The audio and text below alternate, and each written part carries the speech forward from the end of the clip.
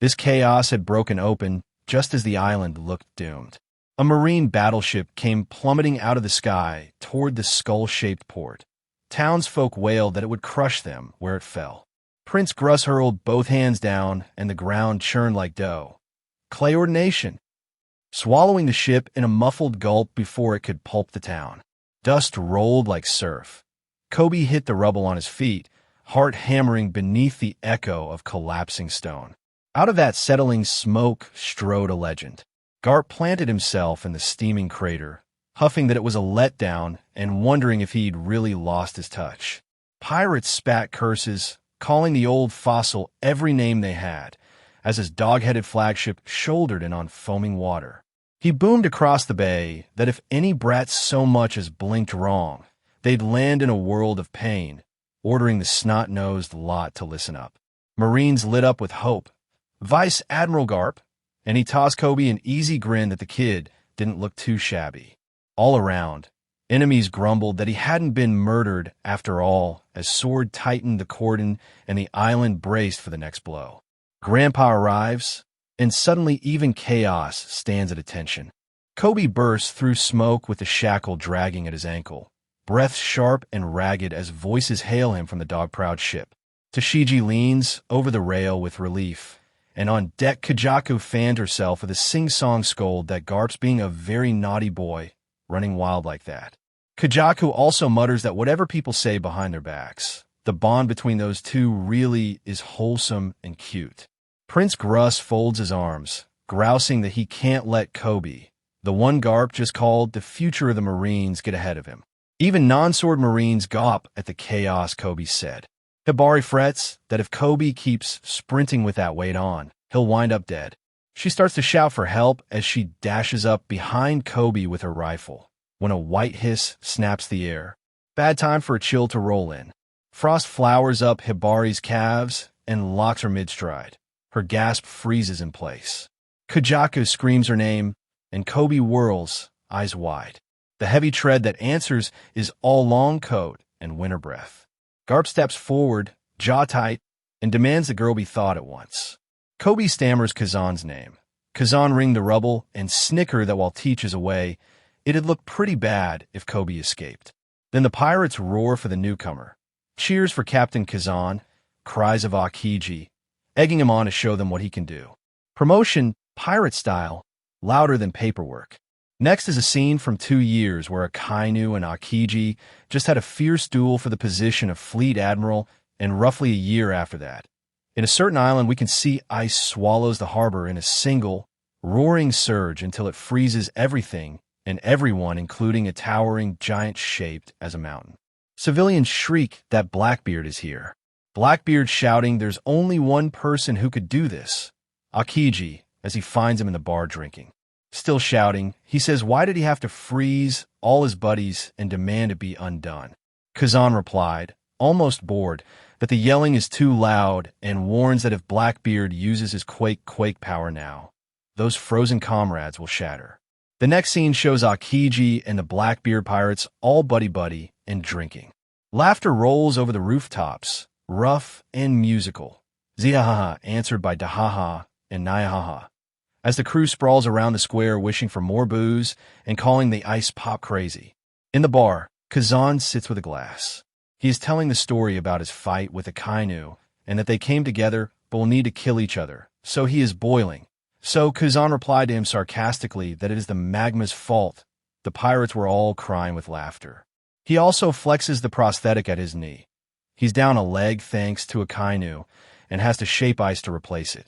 No, he didn't rip off Sakazuki's arm, but he's sure the bastard's banged up all over. The pirates holler that admirals don't fool around. Talk tilts toward treasure. 4 red road poneglyphs exist. Kaido and Big Mom each had one, which means 2 are up for grabs, if anyone can find them. A rumor says the man marked by flames holds one.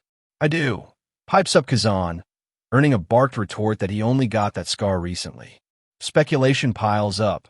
The scarred man sails a pitch-black ship that drags the curious into giant whirlpools. He might even wield a devil fruit. Maybe he is with the government, and that the government may have kept 1 or 2 of the super valuable red poneglyphs to ensure no pirate will ever claim One Piece. They're hardly angels, are they? World's nastiest scavenger hunt, with whirlpools for wrong answers. Kazan's eyes sink into older snow. He says the poneglyphs are only bitter memories to him. At O'Hara, he never saw any giant garish red stone, only a dear friend taking a stand against the government and the traumatized eyes of a little girl that forced him to take fate into his own hands. Someone sneers at the sob story. Around him, knives of interest flash. Lafitte murmurs that Kazan's power would be useful. Should they steal it? Kazan shouts that he can hear him and that he'll send them all back to the Ice Age. Kazan rises with frost crackling from his palm, snarling that if they want devil fruits, bring it on. The floor booms, and the room jolts as Blackbeard yell for Kazan to hang on. He cuts through the rattle with an offer and a grin. How would he like to join their crew? His men squawk that the captain's nuts.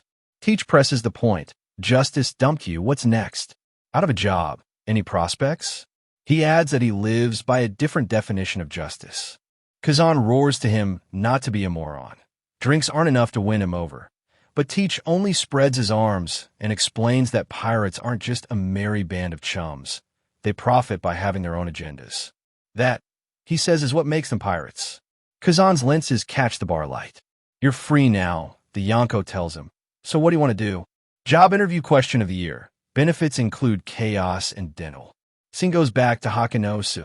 Garp shouting to Kazan to unfreeze Abari, to let them take Kobe, and to get back in uniform. Kazan replied that he likes how Garp is direct as ever, but he will still not follow that since he decided to live on his own terms. Kazan, 10th captain of the Blackbeard pirates, prepares to fight. Kazan freezes Garp in an ice ball, but that did not stop Garp as he just free himself easily. The other pirates watching was stunned. It is not working. Garp then dashes in front of Kazan and grabs his face while saying that only weaklings lose their way. He then proceeds to smash Kazan to the ground with Blue Hole. Scene switches to a different location, Winter Island, New World.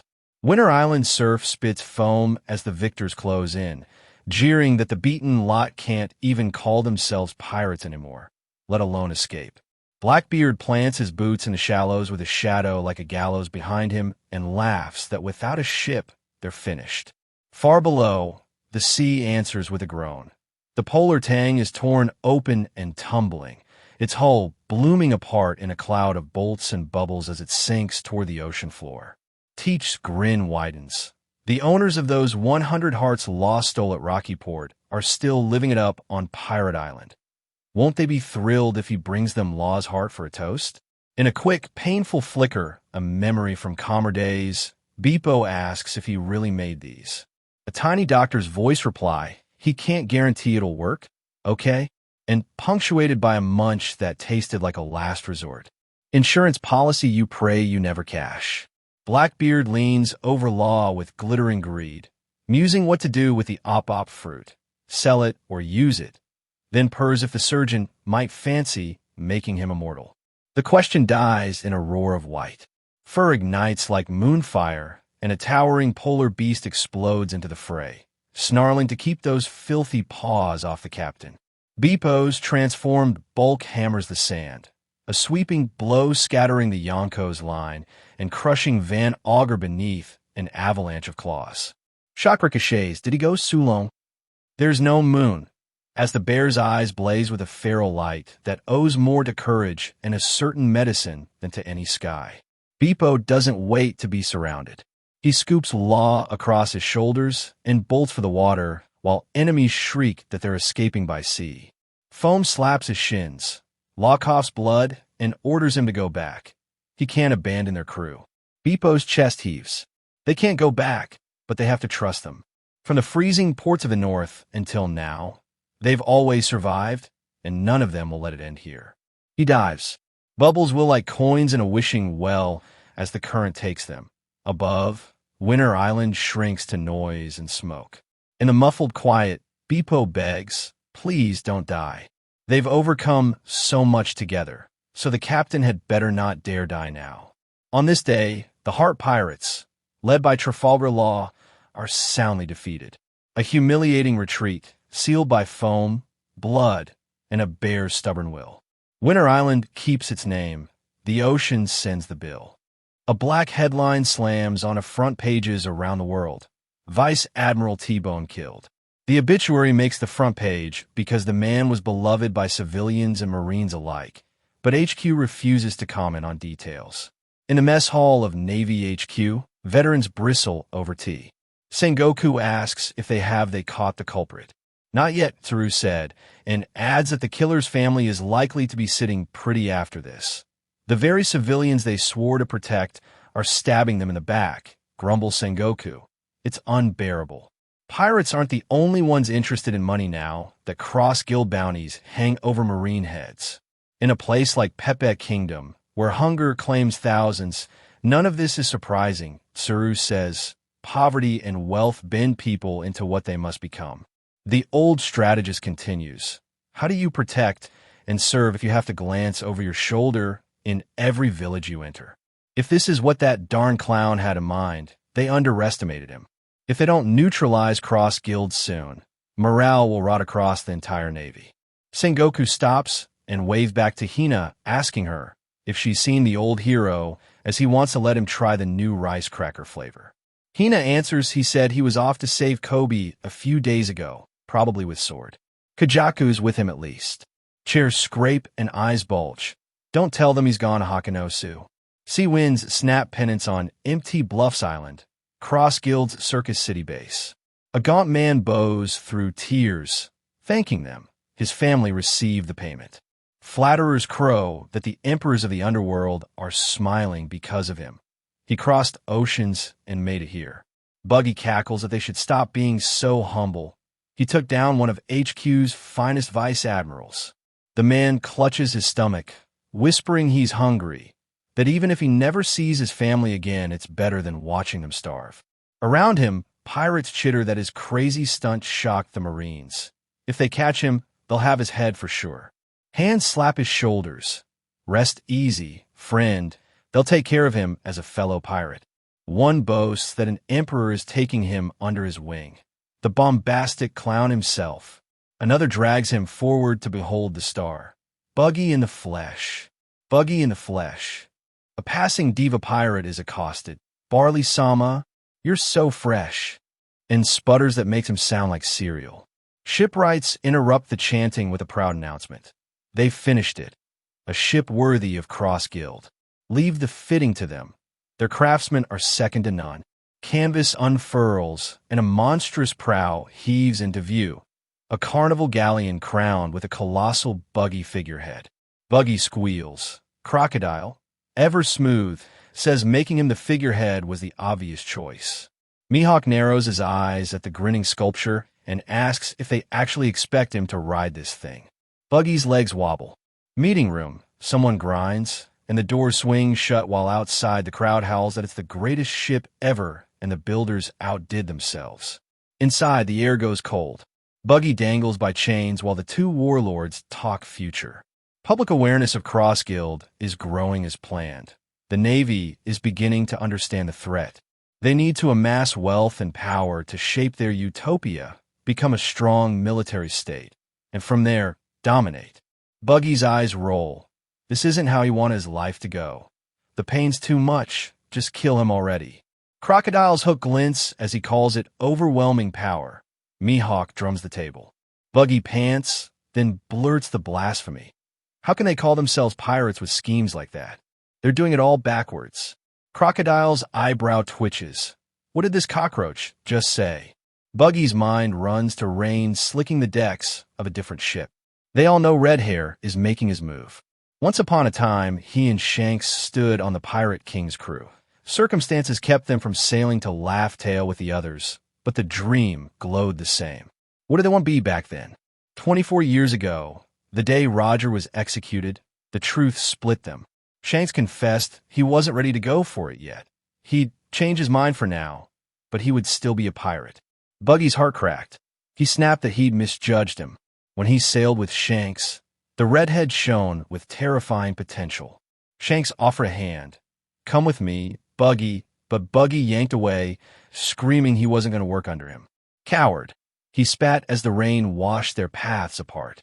The memory spits him back into the meeting room. If that's the way it is, he might as well say it out loud. Buggy heaves in a breath big enough to swallow the tent and bellows that he wants to be king of the pirates.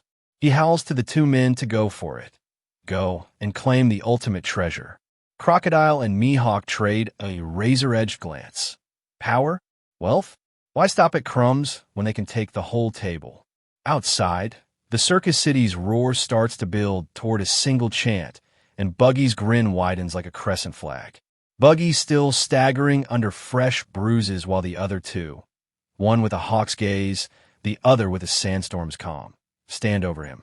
They tell him he's deluded if he thinks they'll carry him to the top. Letting him prance as chairman only benefits them. Mihawk's stare cuts sideways. Does he really expect them to just pick fights with red hair, Blackbeard, and straw hat? Crocodile flicks ash and tells him they're not playing pirates here. This is serious business, and Buggy does not have a clue, let alone a plan. Buggy wheezes, then barks across the tinted plaza for his gathered men below to listen up. Crocodile yells to stop it while stepping on him, but Buggy keeps rising. What dream drove them to sea? Every moment clinging to life might be their last, so why ignore that scream inside? Some pirates are shouting he wants to give them back the spark. Someone gulps he's not sure he's ready while looking at the giant circus mast as if it were a lighthouse. It's time to set sail and reach for what they all desire most. Buggy roars. Time to go and claim the ultimate treasure, the One Piece. Buggy's teeth chatter, yet his eyes burn brighter for it. All pirates are riled up except for Crocodile and Mihawk, who were visibly shaken, not expecting this outcome. Clown makeup, iron spine. The clown points at the throne, and the world actually listens. Elsewhere, a revolutionary army's base. Kamakaka Queendom's cliffs hum with lazy afternoon noise until a lookout yelps about a ship on the horizon. A bullhorn bruiser, vice captain of the West Army, Hachinosu, Morley's subordinate, tilts his cap. Who it be? While a long-legged girl, vice captain of the East Army, Ahiru, Bello Betty's subordinate, flexes a whirring metal arm, gears clacking as if itching for target practice. Two other trades guesses. The checker-vested gambler, vice captain of the South Army, Giamble, Lindbergh's subordinate, grins that he'll wager it's an enemy and invites bets. The goggled gremlin, vice captain of the North Army, Jerome, Karas's subordinate, counters with $1 million on it being Sabo, making a safe return. Metal fingers chirp, crash, clang, whir, and the four vice captains pose like a rogue's deck. Jerome, Giamble, Ahiru, and Hachinosu, daring the sea to prove them wrong. Revo Welcome Committee. Equal parts hardware, hot air, and heart. The harbor erupts. Sabo steps off the gangway to a roar as Dragon and Ivankov were alerted that he is back. Thank goodness he made it back, exclaimed Ivankov. On the beach, the betting table flips into a brawl of pride and shame. Giamble's is not coughing up a single berry, and the guilty Jerome tries to swallow the binoculars that gave the game away. The crowd swarms him with slaps and squawks. Between embraces, Ahiru coolly admits she almost shot Sabo on reflex and shrugs that maybe worried a little. Hachinosu beams that seeing him safe makes him happy. Sabo lifts a finger toward the battered vessel. It's a ship from Malaysia, he says. The word chills the shoreline. The country that vanished? Sabo doesn't stop to explain. He asks that the newcomers be helped first. Sabo promises details later, repeating that these people need aid now. Koala tackles him next, tears and fists both flying. How would he go radio silent? Sabo sputters apologies. He couldn't get an encryptor snail, so every call would have been monitored. He adds he used the usual 3-beat code to say he was all right, and he wasn't even on Malaysia when it happened. A giant shadow suddenly blossoms out of the ground. Morley, and half the beach screams before Bello Betty snaps them back to work. She sizes up the ragged Lelusian survivors with a smirk of recognition, calling them losers in the most affectionate way a revolutionary can. She adds they've come a long way and is shame what happened to their homes. Betty softens just a breath. Did they hope to join the cause? A chorus of yes, ma'am, answers. First things first, rest, then they'll get them sorted. Night gathers over stone and torchlight as Sabo sits across from Dragon and Ivankov. He says he's heard about Kuma, and he's sorry. So much hard work was wasted. Dragon, all storm clouds, wonders if Kuma was programmed to return to the Holy Land as a contingency.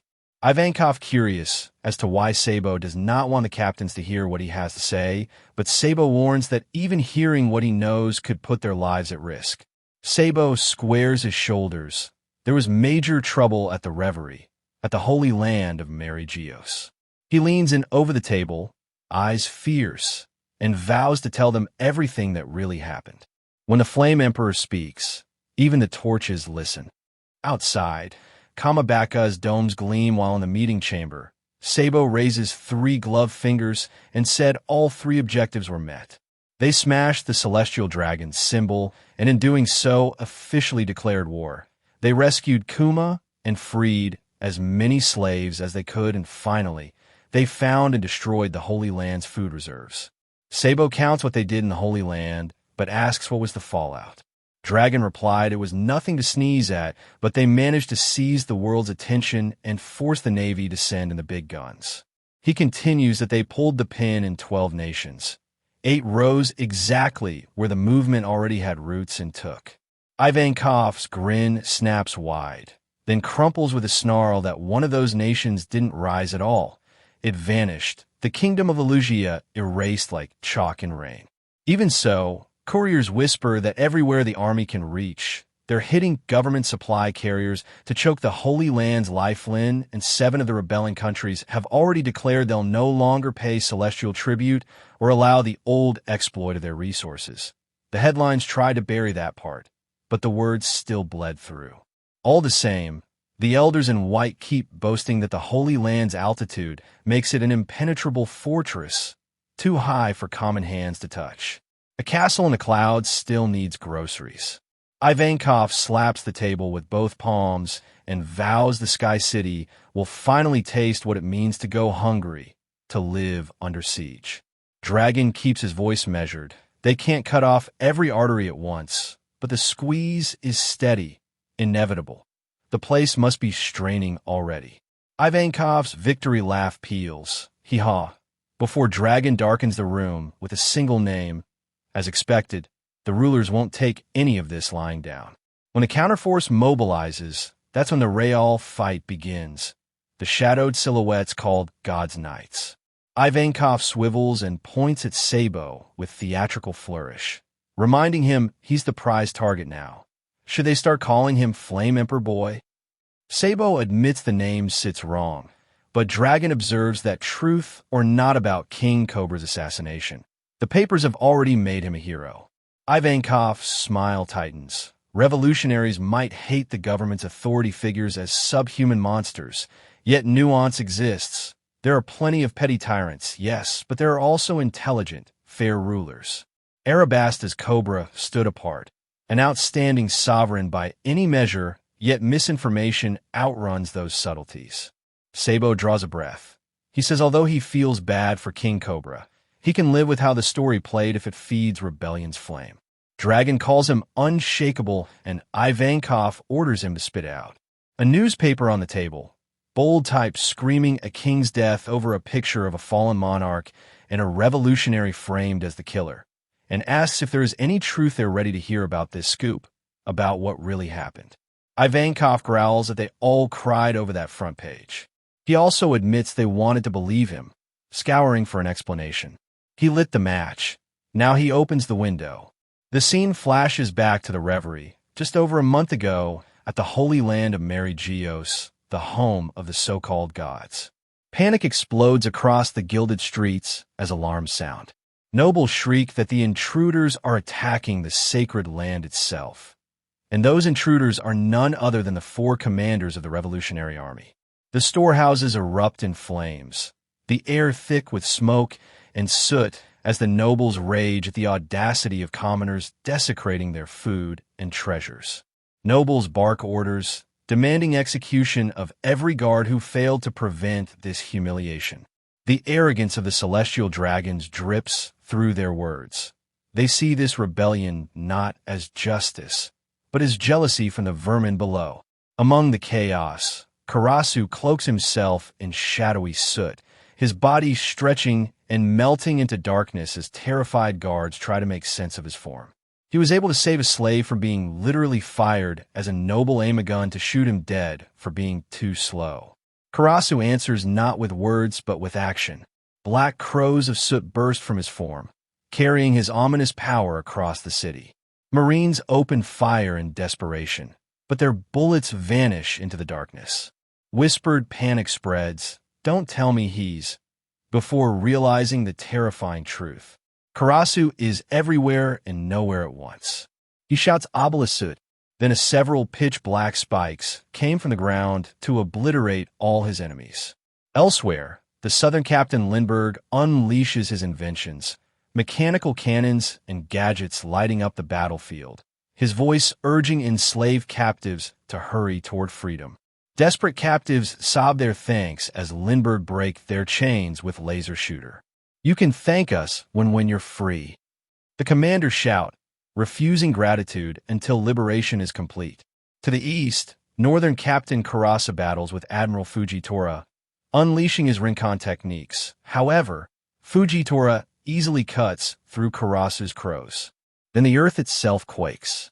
From the ground, the massive frame of Morley, the Western Captain, bursts forth with his bizarre ability. His enormous trident swings, as if the earth itself bends to his will. He gleefully toys with Admiral Ryakuju, laughing about how this boy likes to play rough. A noble snarls that the Admiral Ryakuju will pay if a single noble is harmed. Opposite him, Admiral Fujitora prepares to unleash a meteor strike, his blind eyes turned skyward. Members of CP0 is against the Admiral's idea since they are at the home of the gods. The battlefield is utter pandemonium, nobles shrieking, admirals clashing, and the revolutionary captains holding their ground. Amid this storm, the focus shifts. Sabo, chief of staff of the revolutionaries, dashes through the palace hall stealthily, his face grim. He has learned where Bartholomew Kuma is being held, Pangea Castle itself.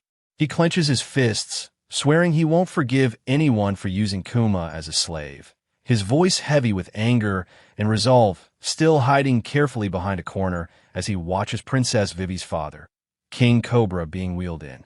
He is being escorted to an audience with the 5 elders. His frail body coughs as guards push him onward, but his spirit is unshaken. Outside the chamber doors, Cobra instructs Shaka and Pell to protect Vivi instead, knowing she is a mischievous one, so they can't let her out of their sight for a second. He enters alone, his voice echoing down the gilded hall. This won't take long. He insists, though tension ripples in the air.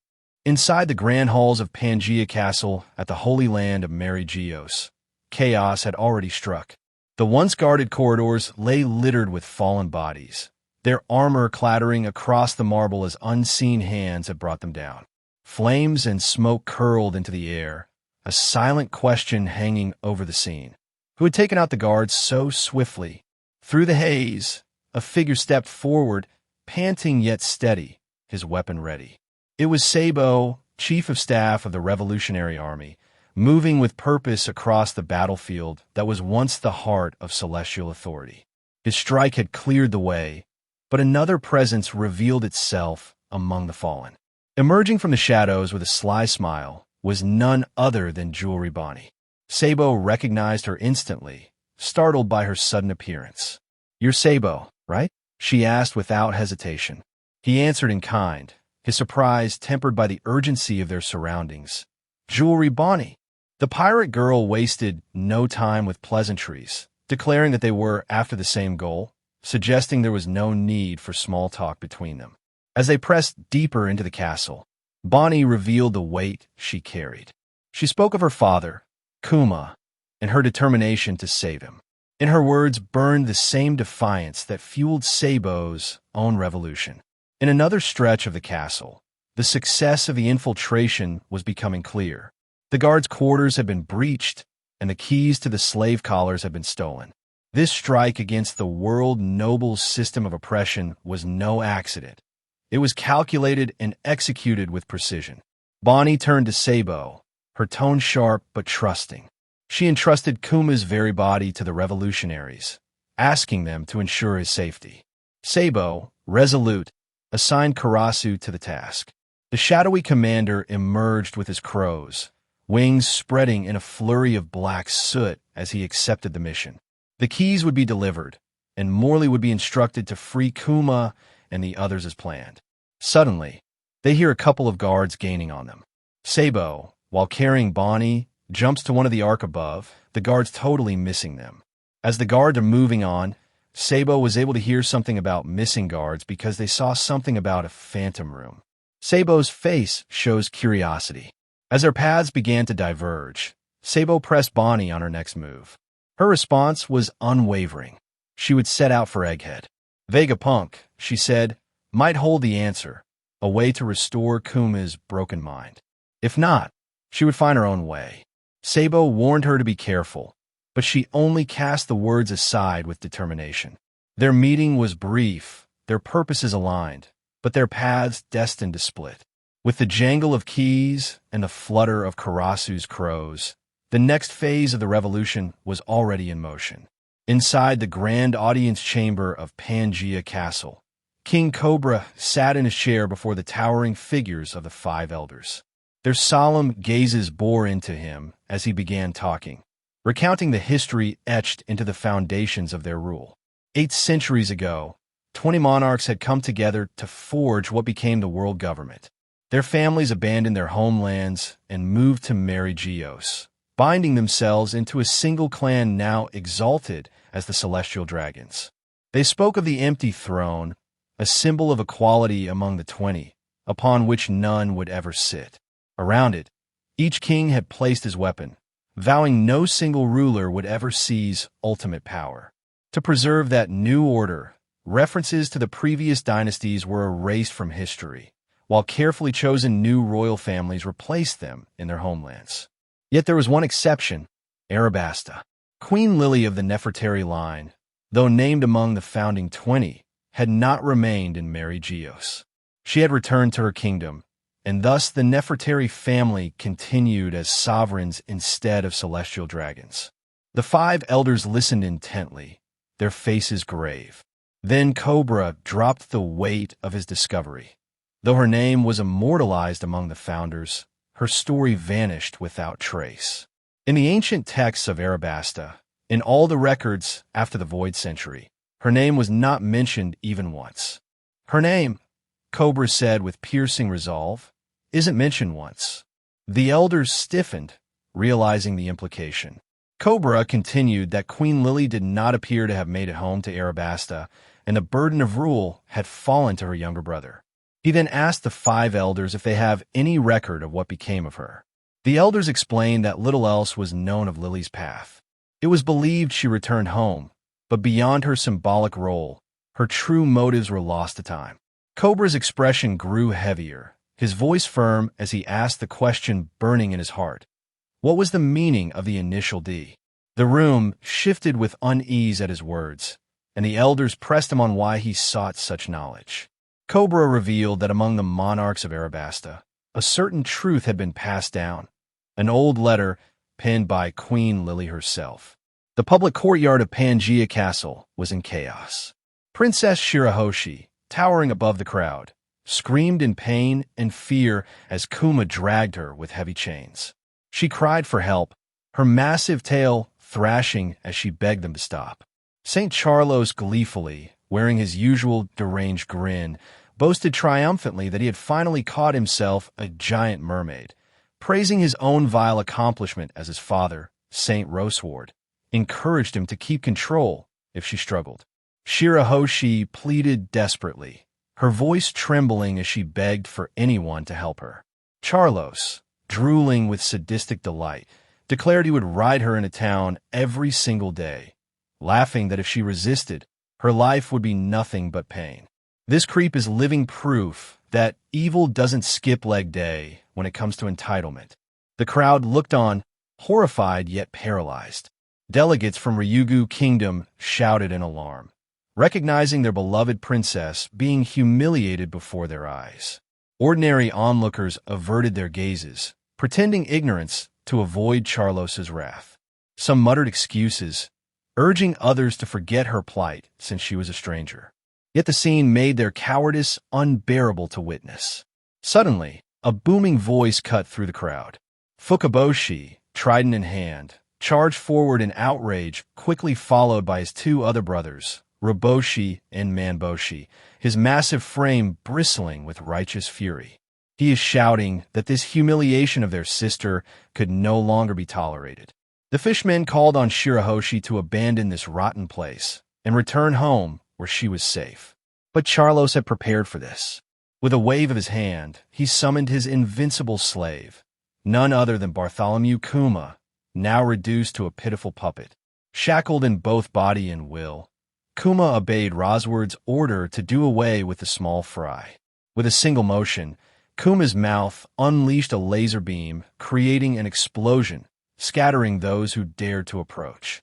The princes roared in defiance, vowing to keep fighting even against such a monstrous sight, heartbroken to see the once proud warrior reduced to a celestial dragon's tool. As the tension reached a breaking point, the call to arms spread among their allies. Let's do it. Other allies came after the three-brother. Sai, leader of the Happo Navy, Leo, leader of the Tontata tribe, Princess Rebecca, the former crown princess of Dressrosa, and Don Quixote, Njasgard, a world noble.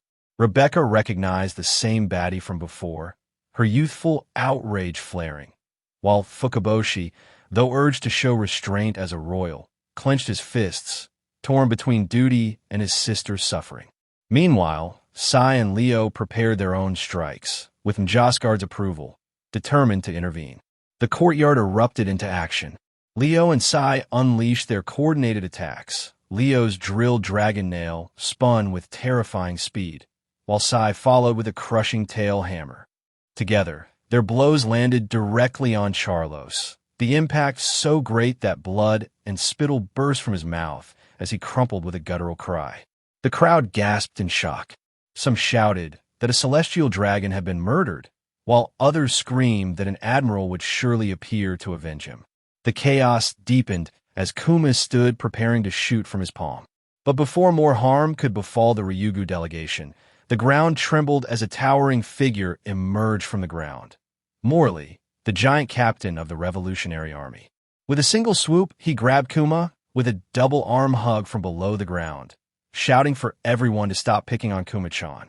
Loud crunching sound can be heard as Kuma's body crumpled beneath the crushing embrace.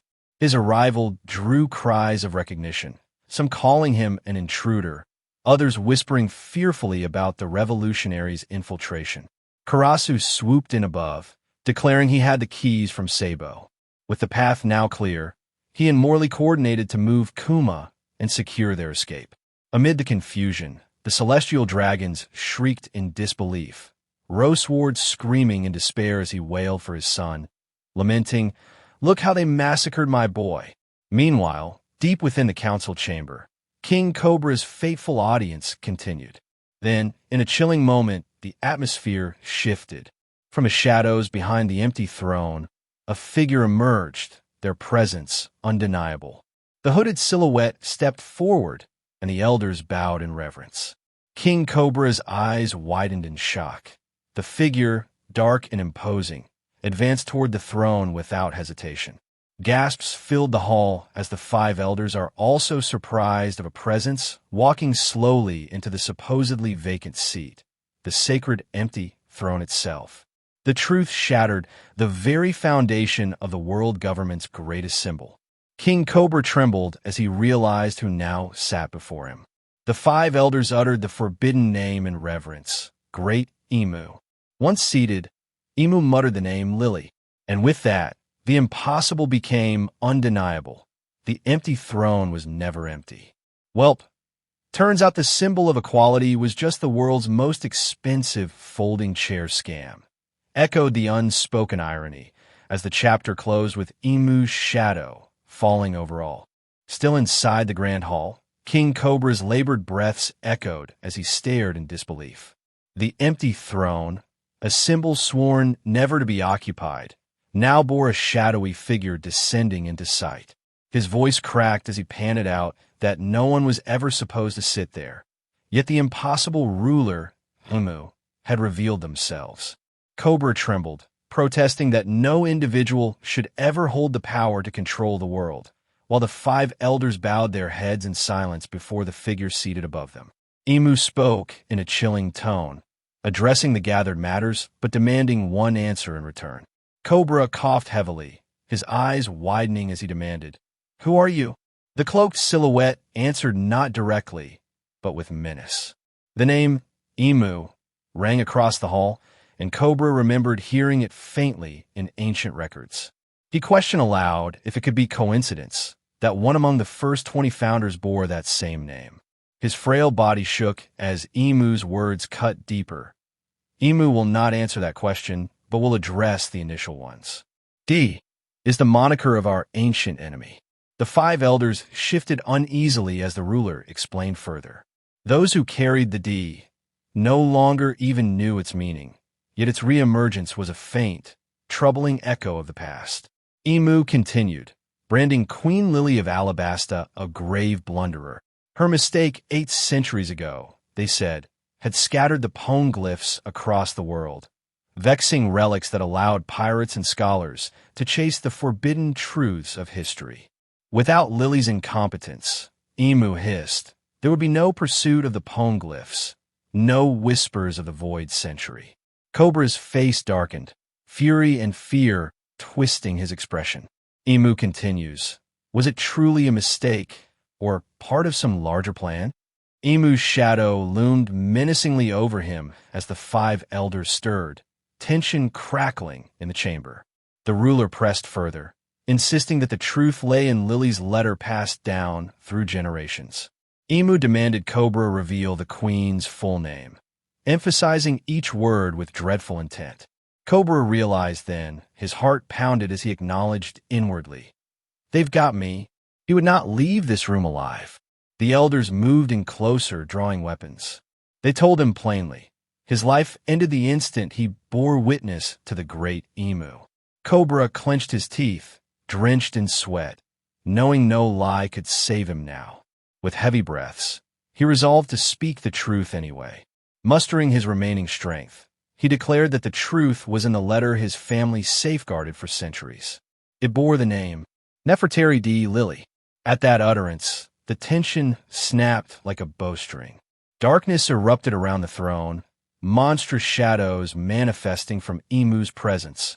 A black shadow-like arrow pierced through King Cobra, fatally wounding him. Suddenly, chaos burst into the chamber. Flames roared, fire fist, as Sabo descended with an arm ignited, his attack exploding against the swirling black forms. The elders recoiled in shock, the shadows momentarily disrupted. Imu's cold eyes gleamed through the smoke, unfazed, as if swatting aside an insect.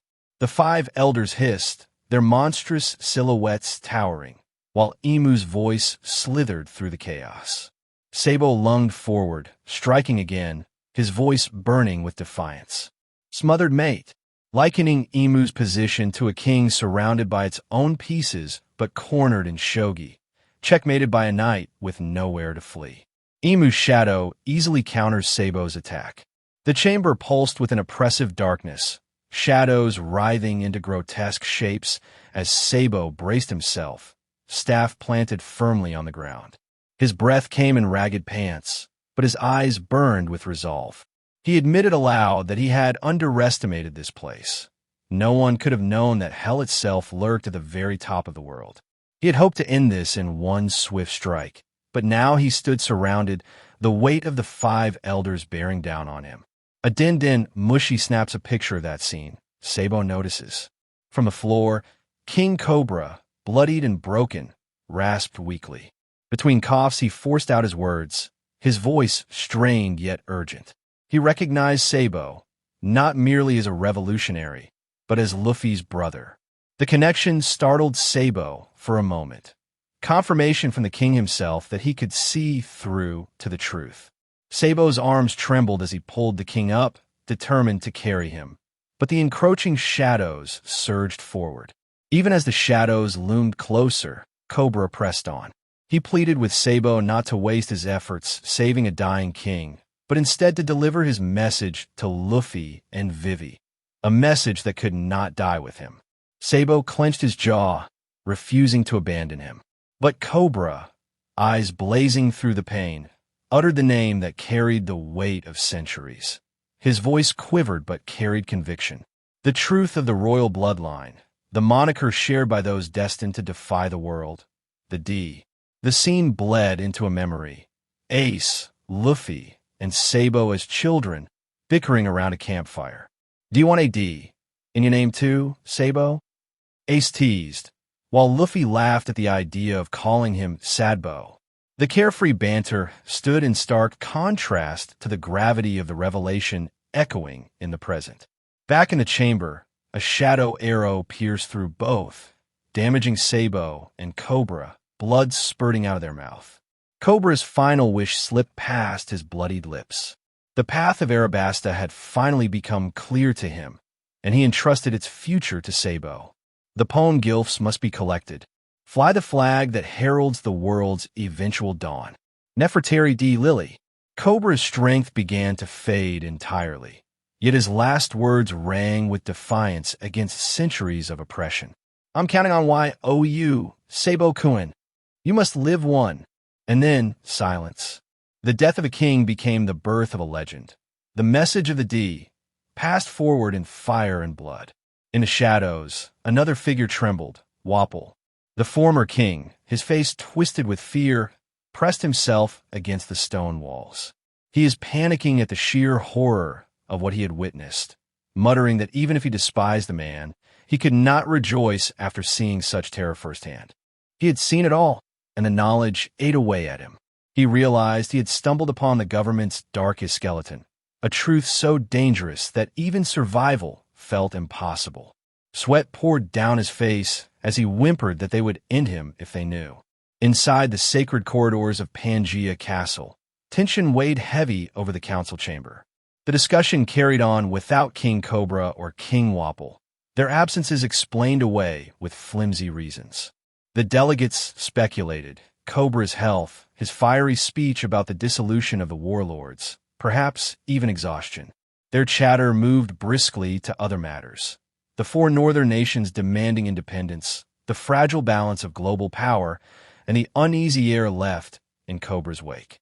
Elsewhere, behind stone walls and away from the grandeur of the council, Princess Vivi found herself bound in a guest room of Pangea Castle. Anger burned in her eyes as she demanded answers from her captors. She swore she would expose them to the world, that she would not be silenced so easily. Jabra sneered with mocking amusement, calling Vivi feisty. Khalifa of CP0 stepped forward, calm and cold, telling her that no one would come to her aid. Once her disappearance was sealed, Vivi would live the rest of her life as nothing more than a pet. She asked if Shirahoshi is all right. Jabra replied she came out unscathed, to which Vivi felt relieved.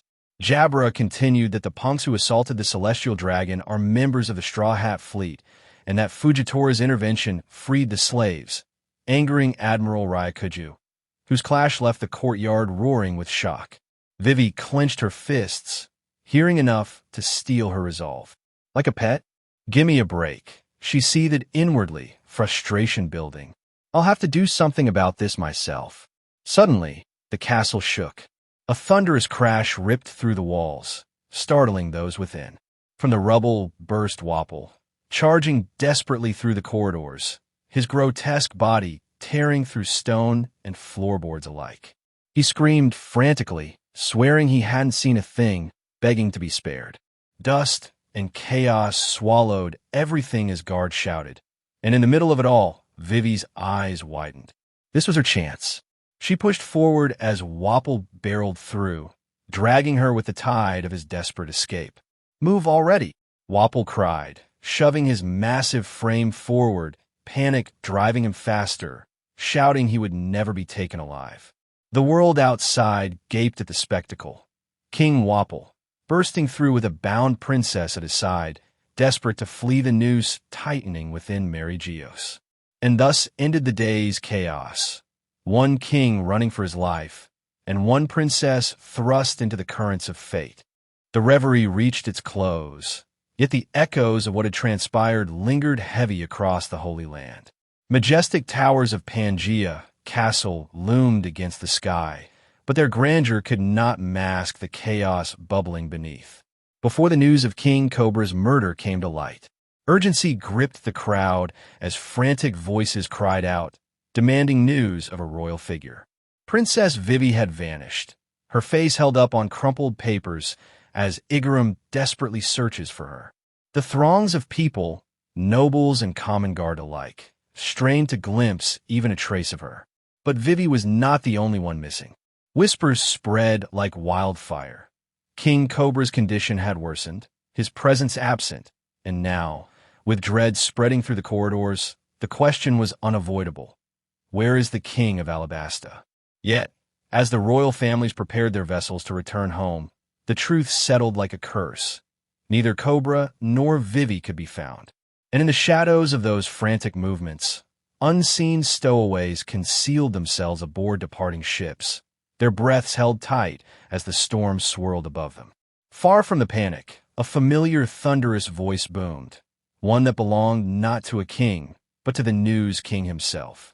Morgan's barked from within his flying headquarters, feathers ruffling with excitement as his eyes gleamed at the scandal. To him, this was not tragedy, it was opportunity. A king, hunted like prey, he mused with laughter, the biggest news of the century. He was talking to Wapol about whose ship are they in right now. Across from Wapol sat Princess Vivi, answering Aegis Kingdoms. So the plan is Morgan's headquarters is going to fly over Aegis Kingdom's ship, pretending to be looking for a scoop as the two stowaways use that chance to jump ship. Meanwhile, King Wapol sat in jittering terror, sweat beading across his brow.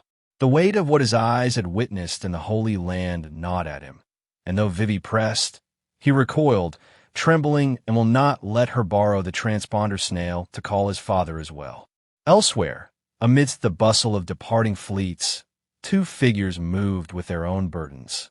Far across the ocean, huddled within the hatch of a ship from Tajin, jewelry Bonney curled in silence, her body weary, her heart heavy, her stomach empty. On another ship, deep below the bilge, Sabo's battered form struggled forward, his body broken, but his resolve unshaken. With every shallow breath, he repeated Cobra's final plea in his mind, the words of a dying king who had entrusted him with the weight of truth. And echoing still, like a ghost clinging to her fate, were Cobra's last words. "I'm counting on you, Sabo Kun. You must live on." The world shook as whispers of tragedy spread like wildfire. News of King Cobra's assassination and the disappearance of Princess Vivi carried across the seas, igniting fear and outrage. Fleets stirred in harbors, royal courts erupted in panic, and the common folk buzzed with rumors, each more twisted than the last. Two tales became the heartbeat of global unrest: the murder of a king and the vanishing of his daughter. Far above in the holy land of Mary Geos, where shadows sprawled longer than the light itself, the 5 elders sat in grave council. Their hushed tones betrayed the weight of events. They spoke of the man called Sabo. His name alone carried ripples of rebellion, his fate entangled in the mysterious and fateful letter D. One of them remarked that Sabo seemed cursed, always surrounded by those marked by that initial, as though destiny itself sought to drag him into the void. Another's voice dripped with irritation. Egghead's brewing crisis would have to wait, for the firestorm sparked by these revelations now demanded their hand. A sound shattered the silence, the eerie ring of the black din-din mushi. All 5 stilled, reverence washing over them as they answered. Their words were a whisper and a prayer rolled into one. Yes, great Emu.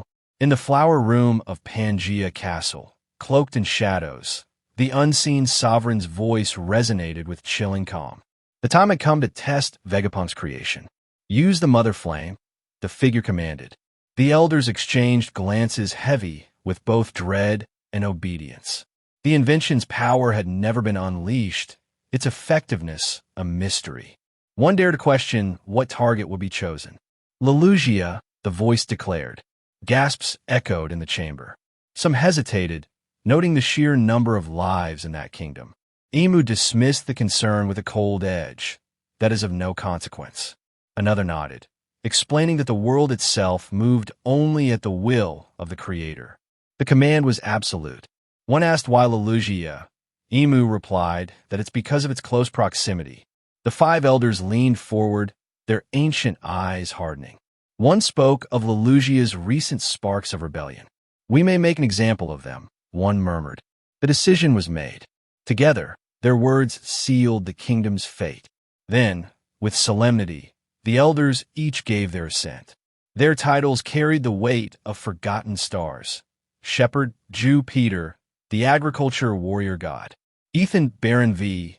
Nushiro, the finance warrior god. Topman Valkyrie, the justice warrior god. Saint Marcus Mars, the environmental warrior god. And Saint Jaygarcia Saturn, the defense science warrior god. Titans cloaked in mortal guise, their authority second only to the shadowed figure they served. Imu also added that Vivi must be retrieved, into which all elders acknowledged. Their pact echoed like thunder in that hallowed chamber.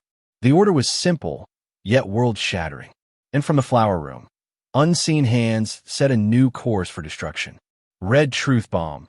Nothing says divine rule like casually erasing an entire kingdom over bad PR. The weight of the truth pressed heavily in the room as Sabo continued his account. He described the moment they docked at Lelugia. The people, long simmering with rage against their royal family, wasted no time in revolting. King Seiki and Princess Komani were seized, dragged away by their own subjects. For Sabo, a stowaway in their midst, the welcome was startlingly warm. To them, he was not an intruder, but a hero. Yet as he leafed through the papers, the bitter sting of realization struck. King Cobra's murder had been pinned on him. The lie clung to him like chains, but as he saw how the story inflamed rebellion and inspired new hope among the oppressed, the truth died unspoken in his throat. Betty and the others had already set sparks aflame. Sabo simply carried those fires back with him, recruiting the willing and the desperate to their cause.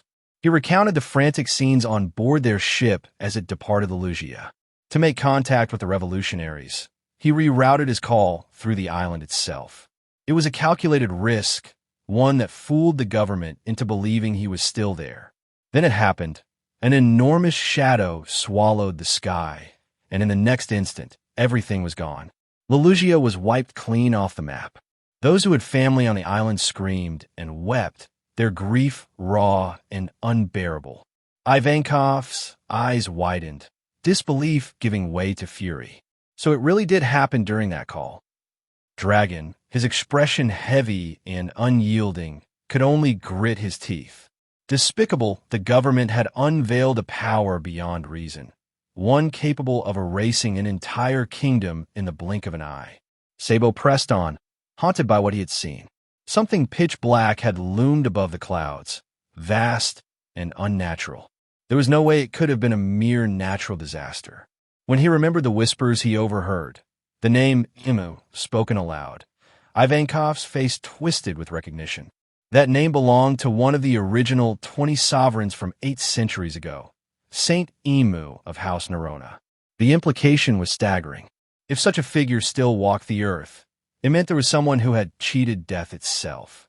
Ivankov's mind raced. The fabled Ope Nomi's ability of granting eternal youth, long rumored but never confirmed, suddenly seemed far too real. So you're telling me someone out there has been running around for 800 years with an ageless cheat code? Their conversation grew darker still. The 5 elders, the supposed pinnacle of celestial dragon authority, bowed before Imu. Could such power belong to anyone but a founder of the world government itself? To Ivankov, it could only mean one thing: a founder who had not only survived but retained dominion for centuries. Dragon countered with cold reason. If they had such devastating weapons, why wait until now to reveal them? Robin's words about the ancient weapons echoed in his thoughts, a grim reminder that this was not just about the past. It was about what the world government had been hiding and perhaps saving for the right moment. And in the present, the truth of that darkness revealed itself in judgment.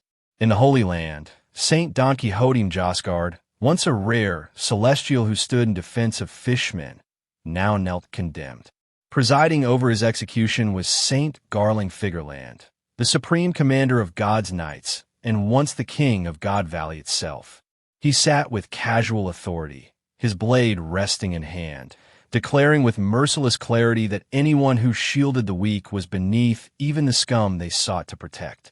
The sentence was delivered, and the world was reminded again that in Mary Geos, even gods could bleed, but only at the hands of monsters greater still.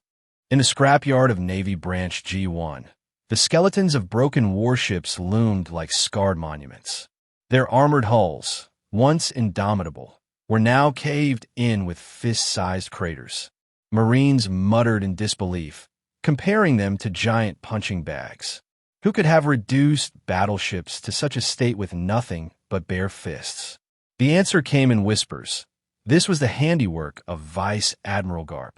Unlike any other, he had long made this brutal training part of his daily life. Yet even greater awe lay in the mention of the second man, Aokiji, the former admiral and once a protege of Garp. The rule is no haki, no devil fruit abilities were ever allowed, only raw strength against steel. It was a ritual born not from privilege, but from sweat and blood. Watching over the ruins, Commodore Branyu's voice carried quiet weight as he remarked that strength wasn't something one was born with. It had to be earned. And in the shadow of those shattered hulls, he admitted softly that even legends like Garp weren't born heroes, they were forged. Far away, chaos reigned on Pirate Island, Hachinosu. The ocean erupted as San Juan Wolf's colossal form was hurled into the sea with a crash that sent shockwaves through the harbor. Panic gripped the Blackbeard pirates as they scrambled, shouting that the giant would drown if not pulled up immediately. But their fear wasn't for their comrade's life. It was the sheer terror of Garp's monstrous power. The old marine hero had swatted a titan aside like an insect. The pirates tried to rally. Heavy drinker, Vasco shot staggered into the fray. His drunken laughter carried through the smoke as he called Garp a legendary hero in mocking tones. Flames belching forth as he unleashed his hearth fire. Flames licked at the island, igniting screams and setting the battlefield ablaze. From the towering Skull Fortress came the horrifying sight of fire raining down, the pirates' jack-o'-lantern blazing across the town, accusing Garp that he is trying to destroy the pirate island. Panic surged through the streets as civilians and pirates alike shrieked, caught between the inferno and the looming wrath of Blackbeard's crew. Some cried out in fury, others in despair, warning that if the town burned, even Teach's wrath would be nothing compared to what awaited them. Yet amidst the chaos, one truth remained unshaken. Garp stood firm. Outnumbered, encircled, his enemies trembling, he didn't flinch. What a terrifying geezer! Voices whispered, admiration hidden within the fear. Amid the frenzy, the Navy prepared their escape. The wounded and the freed slaves were herded aboard their ships, officers shouting for Vice Admiral Garp to withdraw. Hibari clung to life, frozen and barely conscious, while comrades scrambled to thaw her out. Urgency filled the air as orders rang. Kobe, Gruss, Helmeppo, time to retreat. Hachinosu lived up to its name, a hive crawling with endless pirates, and every second they lingered risked annihilation. But before they could flee, the battlefield trembled once more. Standing tall amidst the carnage was Kazan, no longer the admiral of old, but Blackbeard's right hand. His eyes met Garp's, his voice steady. He would not allow the marine hero to leave. The Titanic captains loomed around him, and the pirates howled. Garp's disciples looked on with fear and loyalty, crying that they could not underestimate such foes. Kobe tried to steel himself, his heart pounding. Garp barked at his juniors with the same iron voice he had always carried. They were the future of the Marines, and he would not let them falter here. His body battered, his spirit unbroken. He ordered them to head straight for the coast. "Don't die on me. You hear?" he roared, his will alone cutting through the chaos. They answered him in unison, "Yes, sir." But danger had already slithered into the melee. Kobe rushed forward, determined to protect, only to fall straight into a trap. Pirates feigned helplessness, drawing him in with cries for help. Before he realized the deception, blades flashed, an ambush designed to strike at the very heart of Garp's will. And then, in the confusion, Shiryu of the Rain appeared like a phantom, his invisibility carrying him through the smoke. His blade plunged into Garp's side. The battlefield froze in collective shock. Gasps erupted. He stabbed Iron Garp. The invincible hero staggered, blood spilling. Whispers spread like fire. The legendary marine had been weakened, prey within reach at last. Pirates shouted over one another, hungry for glory and riches, declaring that killing Garp would make them legends overnight. Bounties and dreams of infamy swirled like vultures circling their prey. But still, even wounded, the hero of the Marines glared at the encroaching mob with eyes that dared them to try. The clash between master and student raged on, ice and fists colliding in an explosion of force. Kuzan's chilling attack coated his arm in frozen armor, a deadly counter to the might of his old mentor. Garp, however, only answered with a ferocious grin, his fist shattering through the ice and hurling his protege back with unrelenting force. Memories bled into the battlefield. A younger Kuzan once stood before him, asking bluntly to be taken in as a disciple. Garp had roared in rejection, refusing to coddle him, forcing the boy instead to claw for strength with his own fists. Even then, his philosophy was unyielding. Strength had to be earned, never gifted. Back in the present, that lesson rang true as Garp's blows echoed through Pirate Island. But the battlefield was merciless. From the ruins, massive chunks of the island itself rose into the air, shifting like limbs under the command of Avalo Pizarro. The Pirate Island fruit twisted the very terrain into a living nightmare, collapsing buildings and threatening to crush the fleeing Marines below.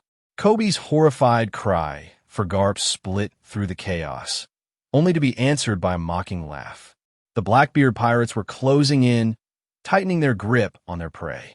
The island itself seemed to come alive as a titanic hand formed, stretching out to crush the marine ship that carried the wounded and the rescued. Panic seized the crew, civilians screamed, and Hibari could only apologize through her tears for being in the way. Yet amidst the despair, Garp's defiant roar thundered louder than the island's tremors. He called out to Kobe, to his men, to the world itself. Not to surrender, not to falter. Justice will prevail, his voice bellowed, shaking both ally and enemy to their core. Avalo Pizarro, fourth captain of Blackbeard's crew, laughed maniacally as his colossal island hand bore down on the marine vessel. The battle was far from over, but the hero's spirit refused to yield. Even when the island itself turns against him, Garp's fists still sound like the beating heart of justice. The lesson began in the hallowed halls of the former Navy HQ, where Garp's voice boomed like a cannon across a room of fresh recruits. He painted a brutal scenario, stranded on an island of beasts, a boat for only two, and a choice between a baby and an old man. Faces tightened as the cadets wrestled with the answer. One timidly suggested about giving up their own seat. But Garp's roar cut through them all, declaring that the only choice was to protect the future. The baby must live on.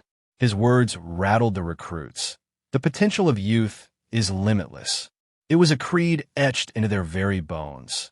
Sacrifice the old for the new, safeguard tomorrow, even if today must be cast aside. The scene shifted to Amazon Lily, weeks prior. The Marines had bristled as Blackbeard's presence loomed, their hands tied by orders not to engage. Frustration flared. Were they really to sit idle as an emperor ravaged their comrades? And then, amidst the chaos, Captain Kobe stepped forward. His voice shook, yet the fire in his eyes burned as he offered himself in exchange. His life for the safety of the captured Marines. Gasps erupted, even mocking laughter from the enemy lines, but his resolve held. The present crashed back with a roar of cannon fire. Near Hachinosu, the pirate island, colossal hands of stone clawed from the very earth, rising with monstrous strength under Avalo Pizarro's control. Marines unleashed volleys of cannon fire, but the onslaught barely scratched the surface. Screams filled the air as the island itself reached to crush their ship. On the battlefield, Garp's battered form still stood tall. His voice, raw yet commanding, thundered orders to his pupils. Kobe was to strike the massive hand. Gruss would shield the ship from falling debris, and Helmeppo would keep their path clear. Even as despair gripped their ranks, Garp bellowed with conviction that justice would prevail. His command carried the weight of a lifetime, a hero's final lesson not in words, but in action. Kobe's heart hammered, doubt clawing at him, but Garp's mantra burned in his head. Never second-guess yourself in the heat of the moment. With a fierce cry, he surged forward alongside his comrades, determination blazing. The pirates jeered, calling him nothing more than a glorified cadet. But the boy who once trembled at the scene now sprinted headlong into the maw of hell, carrying the future on his back. Avalo Pizarro's island body loomed above, fingers descending to crush the ship like an insect. Kobe, panting and bruised, swore to figure something out, no matter the cost. Explosives or not, he would not let Garp's lesson be wasted. Elsewhere, Garp clashed with Kuzan, blood dripping from fresh wounds, yet eyes still burning with pride. With each blow, he roared that even in his broken body, he would not falter. The former pupil struck cold, but the old lion only smiled through the pain. Then came the earth-shaking moment. Garp made an incredibly fast sprint that caught Kuzan off guard, letting Garp land a blow on the ex-admiral, crashing him to the ground. Garp continued on with his momentum as he zigzagged through the island, demolishing any building that gets in his way. Finally, he jumps into the air, wound back his fist, the air itself quaking as he unleashed a colossal punch. Galaxy divide, shattering the island's monstrous form and carving a path for Kobe's strike. The heavens seemed to split, the sea trembling at the force of his will. All eyes turned.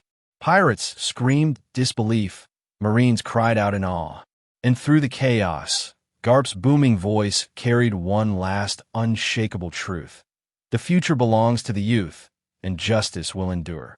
The battlefield trembled under the weight of Avalo Pizarro's monstrous island arm. Marines and pirates alike looked on in horror as the titanic hand reached to crush the Navy's battleship. Panic spread, but among the chaos, voices rose with hope, calling out to Kobe. Helmeppo shouted desperately, and Kobe, bloodied but unyielding, pushed himself forward. Live up to his expectations, echoed in his mind, Garp's words burning like fire in his chest. Avalo roared from afar, mocking the old vice-admiral, calling him a useless dog, but Garp's will resounded louder than any jeer. All eyes turned skyward as Kobe leapt. The pirates sneered, dismissing him as nothing more than a raw cadet. We see a scene in the past wherein Garp asked Helmeppo about Kobe and his bandaged arms, remembering how he always looked battered, yet never gave up training. Helmeppo told Garp that he promised not to tell anyone, but Kobe had been working harder than anyone, striking the iron hulls of battleships until his fists bled night after night. That boy's spirit was forged in silence, in shadows, when no one was watching. Back to the present, as the giant hand descended, Kobe screamed with all his might, channeling every drop of determination he had cultivated. His fist slammed against the massive stone arm. Honesty, impact. The earth-shattering strike ripped through Pizarro's monstrous limb, blasting it apart into rubble before it could reach the Navy's ship. Pirates reeled back in disbelief, their taunts swallowed by awe. Marines erupted in cheers, tears streaming as they screamed his name. Hibari covered her mouth in shock, eyes wide with pride. Even the pirates had to admit it. This was no ordinary Marine. But the battle wasn't done. As debris threatened to rain down, Prince Gruss spread his clay in a vast clay web, catching the falling wreckage and shielding the battleship. Exhausted yet defiant, he gritted his teeth, proving his worth alongside Kobe. Helmeppo rushed to Kobe's side, shouting that he'd really done it, that he destroyed a mountain-sized arm with his own fists. Kobe, trembling, admitted he had truly managed it, tears mixing with sweat as the weight of his resolve bore down on him. The crew rejoiced. "Prince saved us," some yelled, while others cried out thanks to Kobe. And then, amidst the fading chaos, a voice rang out over the den mushi. It was Garp. His tone was steady, proud, yet heavy with finality. The mission to rescue Kobe was a success, and never forget, you are all the future of the Marines. Bwahat. The world would soon learn of what followed. The papers would declare the hero, Vice Admiral Garp, as missing in action at Pirate Island, even as they heralded the salvation of the young hero, Captain Kobe. But another storm brewed on the horizon. The Egghead incident, where Emperor Straw Hat Luffy would face the siege of the future. The chapter closed on Garp's laughter, echoing like thunder across generations. Across the seas, whispers of another legend spread like wildfire. In East Blue's Fusha village, townsfolk read newspapers in shock. Garp missing in action on Pirate Island? Voices rang out, some panicked, others dismissive, trusting that the hero of the Marines could not be defeated. Children laughed and played as elders muttered that the old man was a living legend. Yet beneath the laughter, unease remained. The scene shifted violently as reports came from all four seas. Earthquakes tore through cities, tsunamis swallowed coasts, and chaos engulfed every horizon. No quake in recorded history had ever matched the scale of what now unfolded. The world shook under an untold destruction, one whose true cause remained hidden behind the iron veil of the world government. On the Grand Line, men shouted to climb the hills as the tide rose higher than ever before. Desperation filled their voices. None could determine the epicenter of the event, no one realizing the significance of what had occurred. The earth quaked violently, raising the global sea level by nearly a meter. But amidst the chaos, this titanic shift went largely unnoticed. The oceans roared in upheaval, the waves trembling with a force the world could not yet comprehend. Panic spread through ships as sailors screamed at the sight before them. An entire kingdom erased, leaving nothing but a monstrous void in the sea. The nation of Elugia, gone only 6 days prior, had left behind a phenomenon no one could explain. A massive circular hole, like a waterfall collapsing inward without end. Shorelines across the world trembled.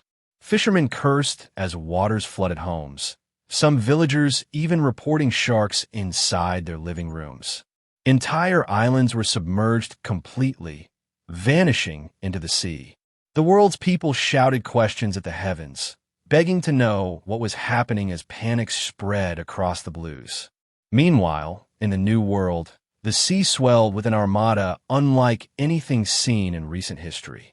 Egghead Island, the so-called island of the future, was now encircled by a marine force of over 100 warships. Among them stood 20 colossal battleships, firepower enough to put even a Buster Call to shame. Sea levels had risen worldwide, and the Marines were at a loss. Soldiers trembled as they spotted mechanical sea beasts prowling the waters, the monstrous guardians of Vegapunk's creation. Aboard those vessels, officers barked grim updates. But their mission pressed forward nonetheless. An overwhelming siege on Egghead, led by none other than 9 vice admirals of Navy headquarters. Their faces, hardened by years of war, stared out with resolve as they prepared to strike. Amid this sea of power sat a man slurping noodles with eerie calm, Admiral Kazuru. His golden light powers had inspired the pacifista's deadly lasers, and now he smiled lazily, mocking Sentomaru for resisting. He urged his nephew to surrender, though his words carried the cruel indifference of a cog in the world government's machine. For Sentomaru, the truth was unavoidable. His uncle had come to kill Vegapunk. The warship's belly thrummed with quiet menace, hull lamps painting the waterline gold as 1,000 masts creaked outside. In a curtained chamber perfumed by steam and lacquered wood, the bearded elder in black, Jaygarcia Saturn, lounged in a velvet chair with the calm of a man who owned the seas. Saturn instructed that no one learn he was aboard. The newsprint in his lap crackled with a familiar byline. The Straw Hat Pirates storm Egghead to take Vegapunk hostage. One of Morgan's pieces. Saturn asked, almost idly, what the situation truly was. The chamber seemed to lean toward the answer. Officers murmured that they could draw conclusions from Sentamaru's stubborn resistance, that thanks to the Straw Hats, it was fair to assume Rob Lucci's team had failed their assassination bid. A neat, clinical picture unfurled in their report. Dr. Vegapunk and his 7 satellites were sealed above in the Labo Stratum, guarded by 4 seraphim built to protect them. But the map now also had to account for an Emperor's crew. 10 Straw Hats, likely operating in concert with the genius they were sent to muzzle. 3 members of CP0, Lucci, Kaku, and Stussy, had been part of the advance guard. Cypher Pole agents beyond those 3 had been on the island as well. Down in the Fabria phase, Sentamaru and the battalion of Mark III Pacifista had collared the other CP agents. They admitted they had no way of knowing what transpired under the Frontier Dome in the last day. But with the shield at full power, nobody was getting in or out of the Labo Stratum. A steel-voiced officer snapped his assent. They had tracked the fleet positions. The evacuation of the Egghead's researchers and factory worker had been yesterday. Saturn's ruthless command, sink them at once. As for the girl, the glutton named Jewelry Bonney, Kuma's daughter, Saturn weighed the line of inquiry, then let it fall. She's only a child. She could be ignored for now. The deck below took the order with a relieved understood. Static fizzed over the blockade. A signal officer yelped. A transmission from Egghead, long range. One Marine pointed to the black transponder on Kizaru's left hand. He said that the Admiral can listen in. The line jumped to the Holy Land, wrought stone, tall windows, the room of authority, and there the din-din chimed and chimed until one of the elder recognized the caller. "Oh, it's you." York announced herself with a pouty bite. She accused them of rudeness, demanded to know why they were trying to kill her as well.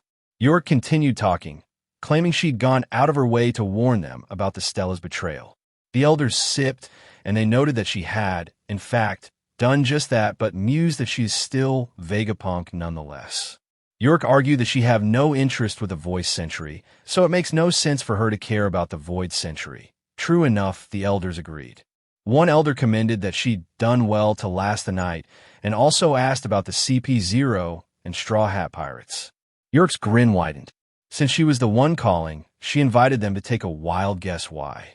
She had the Seraphim under her control, she reminded them, and the fact that she was still alive shouldn't surprise anyone. York stalled, eyeing the armada roaming around the island. Were they really planning to wage war against little ol' her? Shepherd Jupiter said that they had a change of heart on that matter. He wants to confirm if they are right that York can replicate the Mother Flame herself. York preened at the admission that they needed something from her. She named her price without shame, leave her, and her lovely laboratory, and also make her a celestial dragon. St. Marcus Mars assured that could be arranged. She added that there was just one more thing they'd have to run first. York bawled that she needed saving right now, and that Straw Hat Luffy is there, that he was going to kill her. The sudden shriek startled the 5 elders and the Admiral listening in. She added that they need to crush these psychos. On Egghead's floor, York was caught and is all chained up lying down while the whole Straw Hat team and a few others are leisurely doing their own thing while looking down at her. Zoro's sword dangerously hanging by York's neck, making sure she does not try anything. Luffy grabs the transponder from Usopp and booms his name and destiny without a waver. He declares he'll be the Pirate King, and then states the terms. They're allied with Dr. Vegapunk. If the government cares about York's safety, the fleet should pull back from the shore. York, hearing this, presses her own performance and squeals for help. Elsewhere, the world economy newsroom explodes. Morgan's hoots, Vivi and Wapple trade shocked looks, and Kizaru listens through a black snail on his wrist. On Egghead's side, Robin cautions that speaking too much gives the enemy information they shouldn't have. Out at sea, the armada stays put, the decks bristling with guns. Saturn, trying to outpace the moment, marks 3 essentials that must survive: the power plant for the Mother Flame, the living data sea of Punk records, and York the body that houses his brain, leaving everything else expendable, even Rob Lucci and the other Cypher Pole agents. In the lab, York howls from her restraints that she has a deal with the 5 elders, the kind that erases islands the way they erased O'Hara. Nami hits York with her staff. Chopper checks on Robin's injuries while she cools Nami's tempers. Lilith's crying out to Shaka, Pythagoras, and Edison, although Edison is still alive. And Rob Lucci is secretly sending out info to the Marines. Underground, people newly freed argue with gratitude. Thank you for the food, straw hats, and lingering fear. The Seraphims are here. In containment, transparent bubbles hold the Seraphim. Vegapunk explained that the spheres are built from the same bubble material as the Pacifista Mark III shields, effective against Devil Fruit users, possessing the properties of Sea Prism Stone, and even resistant to blasts. Allies or not, the Seraphim stay sealed. No one wants another rampage. Vegapunk assures the Gawkers that these bubbles are as safe as science can make them. Frankie thanks S-Snake for undoing her petrification, but Vegapunk frowns. No one remembers programming her to relent like that. S-Snake remembers Luffy crouching to her and pleads in a rush. Those statues are his comrades, and only she can save them. S-Snake blushes beet red and agrees, but begs him to stop staring straight into her eyes while she works. One by one, stone gives way to skin. Jimby laughs from his belly that she's the perfect copy of Hancock, scorned for everyone on Earth except Luffy. Vegapunk scribbles mental notes. Emotions, yes, emotions, transfer through the lineage factor during cloning. The lab is a tangle of cables, steam, and anxious voices as Atlas admits that although the comms are alive again, she still can't pry open the Frontier Dome. York lounges on her back amid wires and rubble, bragging that her 2 armors are the world government and a password even the other satellites can't access. Stussy explains the bleak math to Vegapunk. They're surrounded on every side, 100 Marine ships out there, and nearly 30,000 men aboard while Sanji politely offers Stussy coffee. Vegapunk asks Nami if she is the navigator, which she answers a gleeful yes. Nami pointing out that the log pose is still remembering the old path it recorded from Wano. It aims to the northeast. Vegapunk confirms that is the location of Elbaf. Usopp and Luffy's eyes glitter. The dream of giants finally within reach. Vegapunk kills the fantasy with a chalkboard voice. Luckily, the Sunny sits up in the Labophase stratum, out of the water's teeth, but the coast is sealed tight by the marine blockade. They'll have to cross the island to the northeast side first. The plan forms around a lumbering shadow, the Vega Force 01. It can hoist the Sunny and fly, but only inside Egghead's airfield. Beyond the range, it drops like a stone. Frankie thumps the robot's chest with parental pride. Vegapunk blinks when he hears it's cola-powered and declares they'll take that plan anyway. If they can clear a straight kilometer, the Navy will have trouble catching up, so long as the barrier opens first. Yurt just laughs that no one is getting her password. Vegapunk and Atlas starts hacking. As the rest sprint for the dome controls, Vegapunk entrusts command of the Vega Force to Lilith, who tries to look fierce and only manages delighted. She's never left the island before, and the thought leaks out of her like sunlight. The Straw Hats never focus for long, vow to pack pizzas and cheese. Bonney trudges beside them, saying she feels lighter now that she's shelved the idea of killing Vegapunk. Luffy said good now that they won't be annoyed with her crying like last night. Bonney insists she wasn't crying last night. Out on the water, the Admiralty gets word. Rob Lucci has made contact. They finally know what's happening inside. Jaygarcia Saturn commands to relay the info to everyone. He eyes Kizaru. Kizaru comments Luffy's swagger and dismisses it as ploy. Rats still cornered are still rats. The Frontier Dome uses lasers. Can a man of light slip through? Kizaru, polite to a fault, admits the guard on that door is an old friend. He can't ignore a man determined to do his duty, even if Saturn would rather he did. Kizaru added that if they begin to attack now, Sentamaru will turn the mecha sea beasts and 50 pacifistas against the fleet. Casualties would be enormous if they rushed in. Saturn asked for the power plant's location. Kizaru said Roby Lucci already sent all info they need. Battle stations. Commands are being sent out, but not via voice, but appears to be via Mindro Kushiki users on standby. Free the CP agents from those pirates. Remember that bombs don't phase pacifistas. Target the mecha sea beasts. On Egghead's upper grounds, the Vega Force 01 is right beside the Sunny, the crew tumbling out with whoops. Luffy loves the Sky Island turf. Frankie keeps shouting not to forget the real objective. A single note, Piu, threads the chaos. Kizaru becomes a lance of light. Yada no Kagami, flashing him through reflections toward the dome. In the lab, a broad blade of radiance rakes a corridor as sensors scream. Sentamaru, face half shadow, doesn't blink. Ojiki, he keys the fleet killer. All pacifista units receive the call, obliterate all enemies. Sentamaru growls, and 50 steel throats answer in perfect unison. Far below, the sea grows bright. Sentamaru plants his feet and steels his jaw. It's Kizaru coming. Kizaru tells Sentamaru to prepare himself, but Sentamaru, confident with his defense, says it's the toughest in the world, and then they collide. In the lab, Luffy's observation Haki prickles, and he warns that someone terrifying is on the way. The storm of war begins to gather across Egghead. From the horizon, the full might of the Navy looms, sails blotting out the skies as the Marines tighten their blockade. A voice shouts the grim news. Admiral Kizaru has begun his incursion. The Navy makes its move. Inside the fleet, the order roars, battle stations. Cannons thunder to life as every ship prepares to unleash destruction. Don't let them use their lasers, comes the desperate cry. The Navy fires its first salvo, cannons lighting up the coast, but the ground shakes as the pacifistas answer in kind.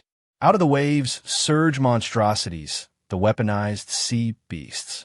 Mechanical titans wrapped in flesh and steel, they tear through marine vessels like paper, sending entire squadrons sinking into the abyss. Screams echo as ships split in two, dragged under by jaws lined with steel. Fire! Bellows the Marines, unleashing chaos in return. The sea becomes a battlefield of metal, smoke, and blood. Vice admirals leap from their decks, bodies like missiles cutting toward the shore, their landings shaking the battlefield. The clash intensifies as Sentamaru's pacifistas counterstrike, hurling lasers and brute strength at the Navy's war machine. Leave our ships alone, a vice admiral bellows, unleashing her kick to a pacifista's face with explosive force. Back in the Labo Stratum, Vegapunk and the Straw Hats watch the carnage unfold through surveillance. Panic sets in. The Marines and the Robo-Beasts have already begun their clash.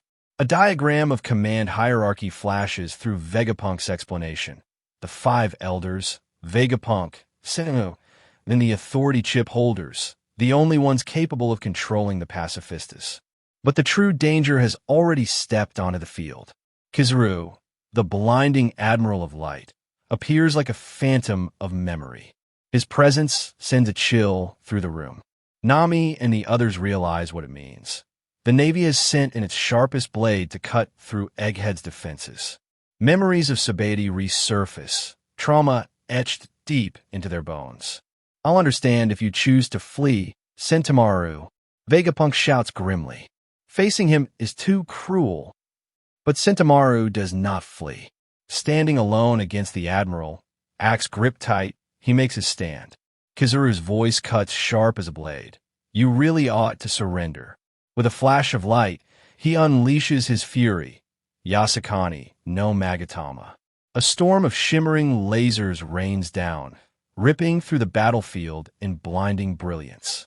The earth quakes under the assault, and yet, through the haze of smoke and light, a figure emerges, bloodied but unbroken. Sentamaru huffs, sweat pouring down, yet his eyes hold steady. Sorry, UNC. I gave my word to Straw Hat Luffy. With that oath, he launches forward, summoning every ounce of his strength. He chops Kizaru clean in half, then a glimpse of the history between the three Saint Vegapunk, and Kizuru follows. Sennaru follows up with another attack, a Shigura palm. His sumo strike, as unyielding as a mountain, meets the Admiral's light. The battlefield erupts again in a clash of earth-shattering might. Kizuru was hit, but he says that his guard was nothing to sneeze at either. He then countered Sennaru with his light attack, sending him crushing to the ground so loud that it was heard by the other Marines from far away. What follows next is the shimmering figure of Kizuru descended, cold and composed. With the authority chip in his possession, his words cut across chaos. All pacifista units, protect the naval fleet and sink the sea beasts to the ocean floor. The command reverberated, and in an instant, the tide turned. The mighty mechanical beast that moments ago had defended Egghead was attacked by the pacifistas. The weaponized sea beast sank back toward the depths of the sea. From the shadows of command, Saturn looked on, his monstrous visage curling into satisfaction. A waste, perhaps, to abandon those sea weapons, but the pacifista army was far more valuable to secure. Cold orders followed. Track casualties. Back within the labor phase, alarms blared as the Straw Hats realized what had happened. Usopp's voice came urgent, acknowledging that Sentomaru had fallen. We can't waste the time he bought us. Lift the defense system. Vegapunk's hands shook at the controls, but the reality loomed large. Kizuru wasn't just light speed and body, he was light itself. He could pierce their barrier at any moment. And then, like a ghost out of the past, he was there. Kizuru shimmered into the dome, his body radiating brilliance as he declared the top priority, the elimination of Dr. Vegapunk. The room erupted into chaos. Monitors lit up, scientists screamed, and Luffy's crew scrambled. Vegapunk's allies knew it was now a race against time. Luffy-san, this isn't looking good, Usopp cried, watching the chaos unfold. The Lucci's speed was merciless, and he had his sight on Dr. Vegapunk. Within moments, he is in attacking range, and when he struck, Stussy shielded Vegapunk with her body, and she fell, her allies screaming her name. Sanji rushed forward, but not before taking Nami's bubble gun. Zoro clashed against Rob Lucci. Sparks screamed as Blade met Haki, the swordsman glaring through the debris. Looks like you waited for backup to grow a spine, he sneered. Roby Lucci was relentless, declaring they are dead, as he is with Kizuru now. But Zoro just shot back that he should not underestimate them. Elsewhere, Admiral Kizuru is looking at the rushing Vegapunk robot as it is carrying the Sunny away to the other side of the island. And just when the air seemed to collapse under despair, a familiar voice cut through. Hia, the Admiral turned, his shades glinting, only to see a grinning straw hat captain stepping forward. Long time no see, Kizoo, Luffy declared, his body already coiled in motion. His kick shot forward, clashing with the Admiral's crossed arm, as shield in an earth-shaking impact. With a fearless grin, Luffy's words tore through the battlefield louder than any alarm. We're 100 times stronger than we were 2 years ago. The long-awaited clash was here. Admiral Kizuru versus Emperor Monkey D. Luffy. Egghead skies had never felt heavier. One day prior, at the heart of Mary Geos, alarms had rung as Kuma forced his way up through the city. Panic spread among the guards. The invincible slave had returned. Soldiers tried to halt him, piling chains across his massive frame, spears and weapons aimed at stopping the beast. But their efforts fell short. Kuma, eyes vacant yet filled with grim determination, pressed forward. His breathing was heavy, his body battered, but something deep within him still pulled him onward. He was trying to go somewhere. With a sudden lurch, he raised his enormous paw and released devastating power. Ursa's shock. The explosive wave blasted across the holy city, shattering streets and sending guards sprawling in screams of terror. Akainu's fury roared, demanding if Kuma intended to pick up the Revolutionary Army's fight where they had left off. Smoke curled from the Admiral's cigar as he called the former king's name, spitting venom at the damage already left in his wake. The celestial dragons wailed from their safe vantage point, complaining of their disrupted luxuries as if that was the true tragedy. Lobster dinners denied, supplies dwindling. They blamed Sakazuki, sneering at the fleet admiral as they ordered Kuma's execution.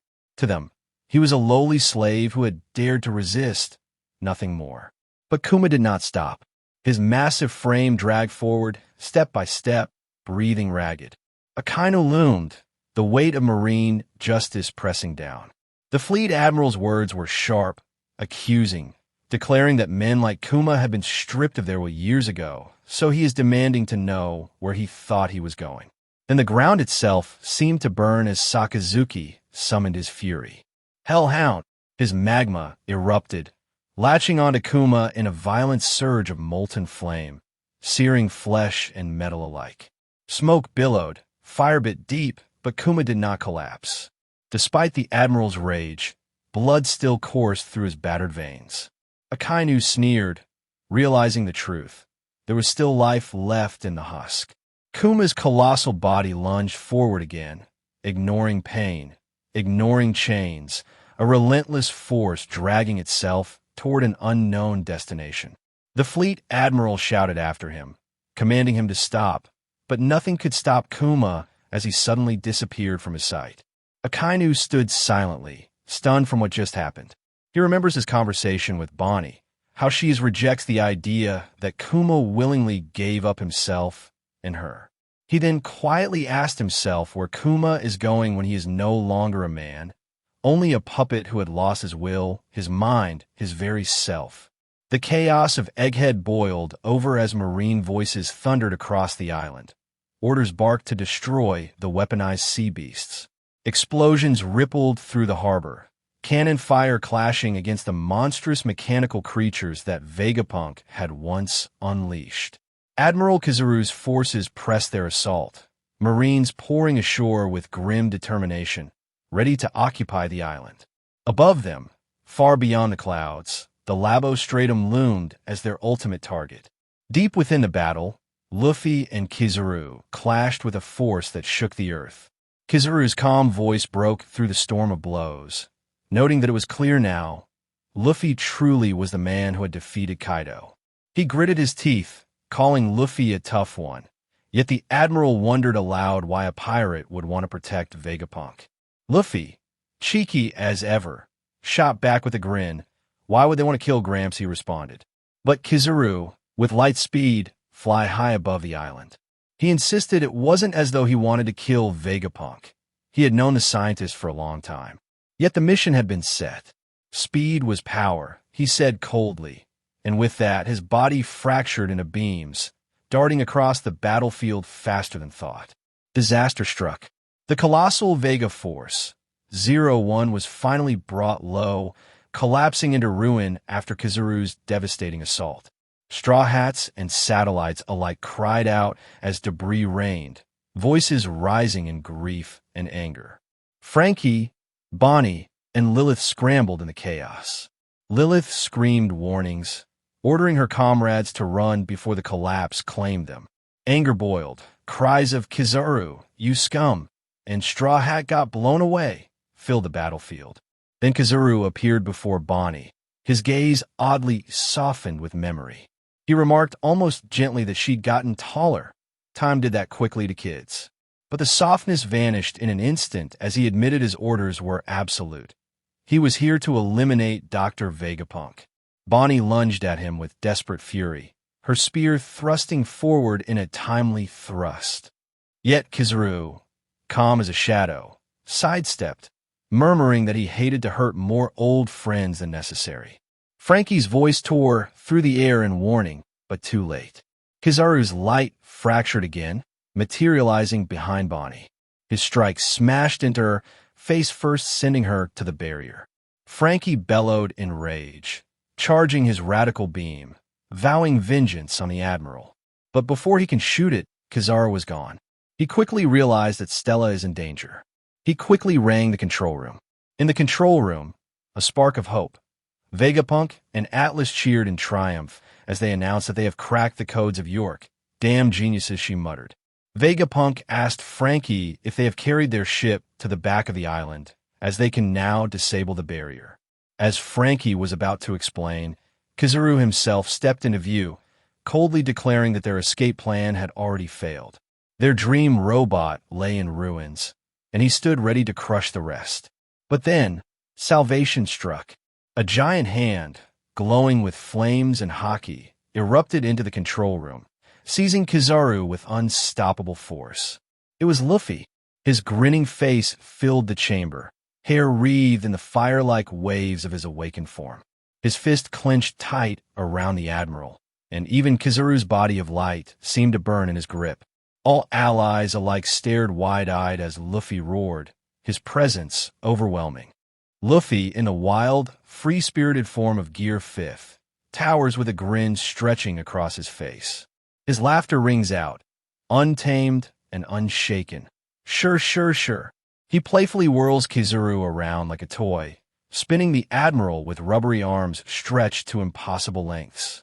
Kizaru mutters with a strained smile that this is quite a predicament. The fight escalates. With a surge of power, Luffy sends Kizaru flying across Egghead, laughing all the while. Below, the Vegapunks see their chance. Atlas declares she will override the pacifista's current orders, marching toward the lower stratum with determination. She knows only Vegapunk holds the highest authority, and if they don't act, the barrier itself will fry them alive. Vegapunk wants to go with Atlas, but Usopp and Lilith protest, unwilling to allow old Vegapunk as the goal is to keep him alive. But Dr. Vegapunk seems agitated, called to Frankie via the Din Din Mushi to check on Bonney as she was knocked down to the lower stratum. Frankie was surprised to know that Bonney survived. Sanji bursts into the scene, declaring through the transponder snail that he's joining the Bonney rescue mission. His fiery determination, as always, is matched only by his loyalty to those in need. Jinbei lets Vegapunk know that he got everything that he asked to bring aboard. The Fabrio Stratum below Egghead is a chaotic battlefield, Marines shouting orders to keep away from the city center as they search for Jewelry Bonney. Panic spreads among the soldiers, some warning each other not to be careless, for Bonney could age warp them in an instant. Their fears seem real enough when aged and kid versions of themselves suddenly appear, stumbling and confused. Bonney, bloodied and struggling for breath, curses under her breath, determined but cornered. She can hear Marine gunfire and calls to blast her to bits. Amidst the frenzy, shouts erupt. Sentomaru has been spotted, his massive form burned and battered. Bonney remembers just a few moments ago as she was falling down after hitting the barrier suddenly. Sentomaru himself staggers forward, scarred yet unbroken. Caught her. He was huffing heavily, urging her to flee. Get out of here. The Marines are coming. He growls through the smoke in pain, standing firm even as Bonney was in disbelief at his condition. Now, in the present, she is wondering if she can hide until the heat dies down. The chaos of Egghead raged on. Down at the Labo Stratum, Luffy is floating at air as he looks down at the battle between Zoro and Rob Lucci. He asks Zoro if he needs help, but Roronoa that he just need to focus on Kizaru. He is confident that his captain does not need to handle the likes of Lucci. Rob Lucci says he will take the head of the Emperor's number 2. Elsewhere, Kizaru, having been thrown far away by Luffy earlier, is now headed straight to the ocean. Kizaru shifted himself away from the ocean's direction, then shoot himself straight back to Luffy using his skill. Yasaki no Magatama. Kizaru was relentless. As he faces Luffy again, he slashed down against Luffy using his blade of light. Aim no Murakumo, splitting the battlefield with radiant force. Luffy responded with rubbery might. Gum gum. Booming dawn whip. His leg stretches, then attacks like a whip. It slashed through the shining illusions, scattering light clones in every direction. The Admiral's body flickered between them, each duplicate just as deadly. Luffy's confused as he cannot find the real Kizaru, so he runs away from the persistent Kizaru-like clones, causing them to fall in line as they give chase. Luffy then uses this opportunity to use his skill Gum Gum. Booming Dawn Stamp. All the light clones disappeared, so Luffy is asking himself if he got the real Kizaru, but then he instantly realized his mistake. Kizaru is in the control room, grabbing Usopp by the neck, confused as to why Vegapunk is not there with them. Back on the ground, Vegapunk himself rushed forward in desperation, piloting his ridiculous Vegatank 8 alongside Atlas and Sanji. "Hang on, Bonney. I'm coming," the old man cried, sweat pouring down his brow. Luffy screams to Vegapunk to not got down as he's going to get himself killed. At the same time, Kizaru shot at Vegatank with his light beam, but Luffy got his way as he blocked it using his body while shouting "It's so hot." Down below, Frankie grabbed on to the Vegatank too as he commanded Lilith to use General Frankie to get the ship out of danger. Then, an override command echoed through every steel skull. Atlas shouted from below, his voice resolute. "All pacifista units, come in. Your new mission is to eradicate every last Marine on the island." The order spread like thunder. Even Saint Saturn's face shows concern at this sudden turn of events. With the voice of Atlas roared above the chaos. Vegapunk had issued a new mission to the pacifista units, an override that twisted their programming. Every single one of the giant cyborgs turned their heads in eerie unison as the command etched itself into their minds. To eradicate every last Marine on the island. The Marines froze. From Vegapunk, their voices broke with fear. Soldiers scrambled back as the pacifistas' red eyes glowed, their massive weapons shifting. The shock spread through the crowd like wildfire. "This is bad." Vegapunk took advantage of the chaos to find Bonney. They're looking out and calling for Bonney as they drove the Vegatank down the vertical ramp. Frankie is amazed that Vegapunk can drive vertically, into which he replied that he does not have to worry about falling down. Suddenly, Sanji shouted he found Bonney and that his damsel radar found her. Vegapunk said that his damsel radar is not very scientific, but he will have faith on it. Sanji said that the tank is too slow, so he then jumped out of the Vegatank and quickly dashed to the location of Bonney.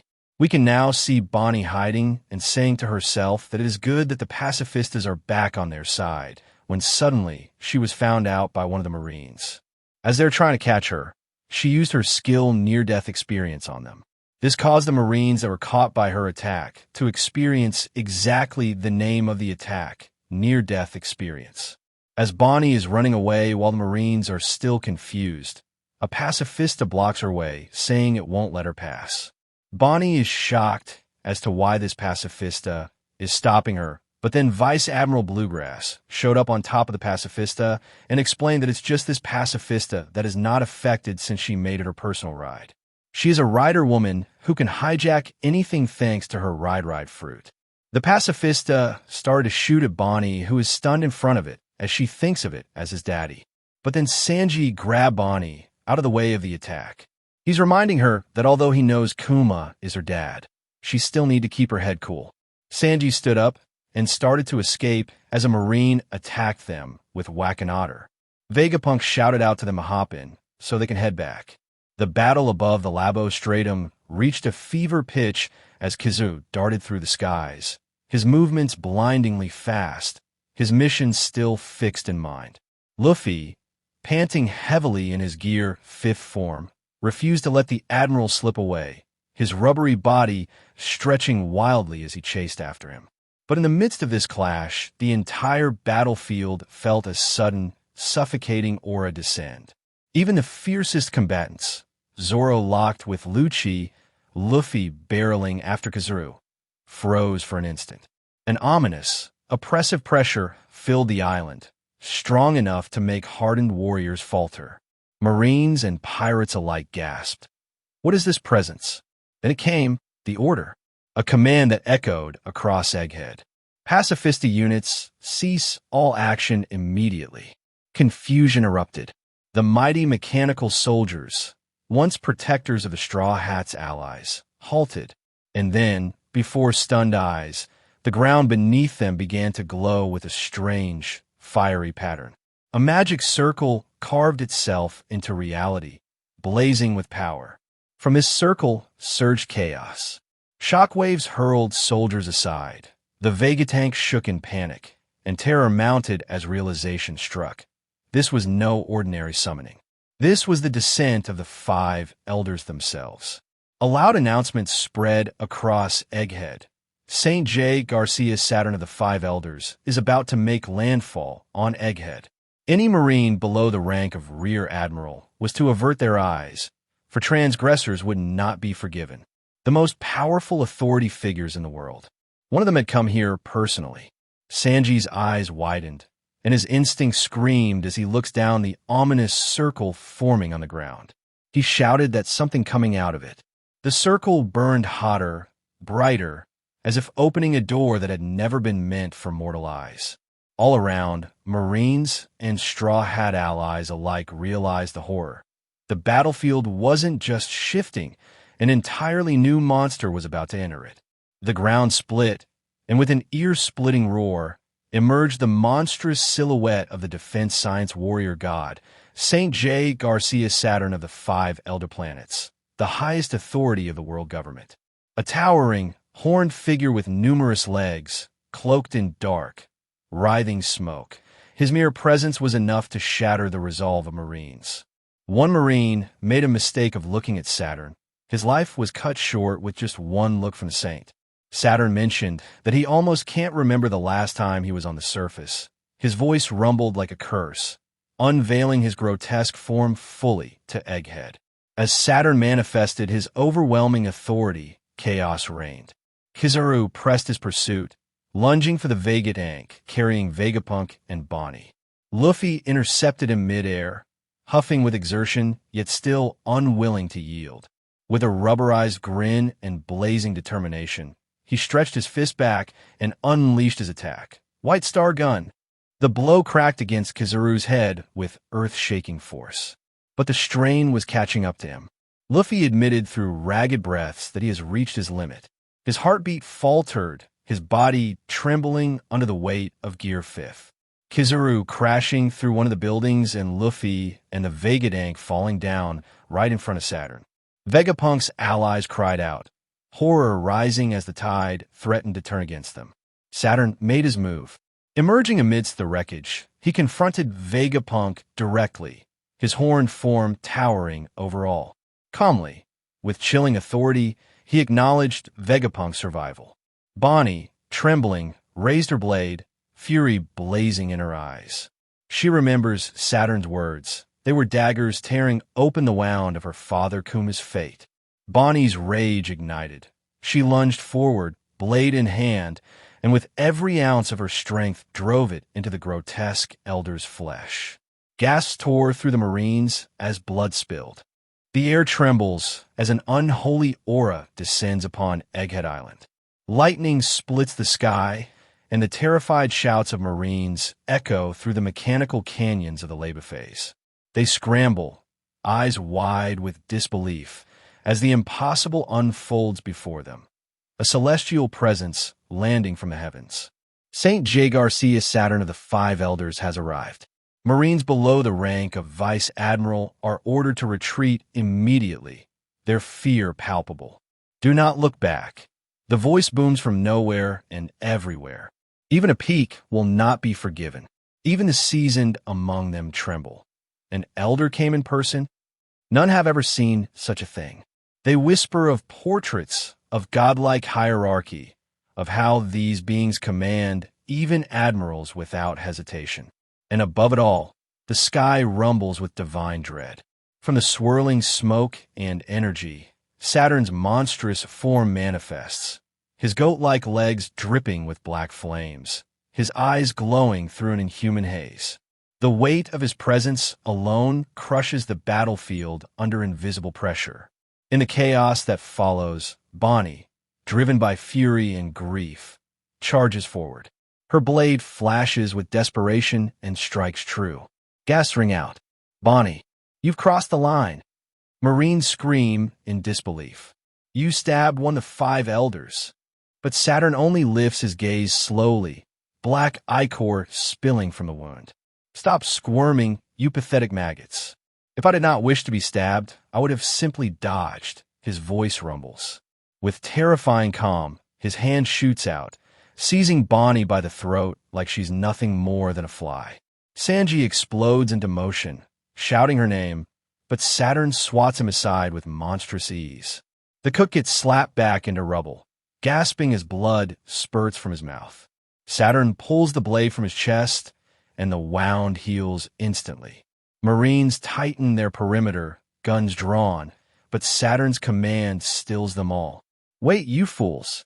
And from the debris, Admiral Kizaru struggles to his feet. Saturn's monstrous eyes turn on him, voice dripping with contempt. "It's unprecedented for you to be so slow in executing an order, Kizaru." His usually calm tone shaken. "I apologize. I have no excuse." His body trembles from Luffy's earlier blow as he coughs blood. "I need a second.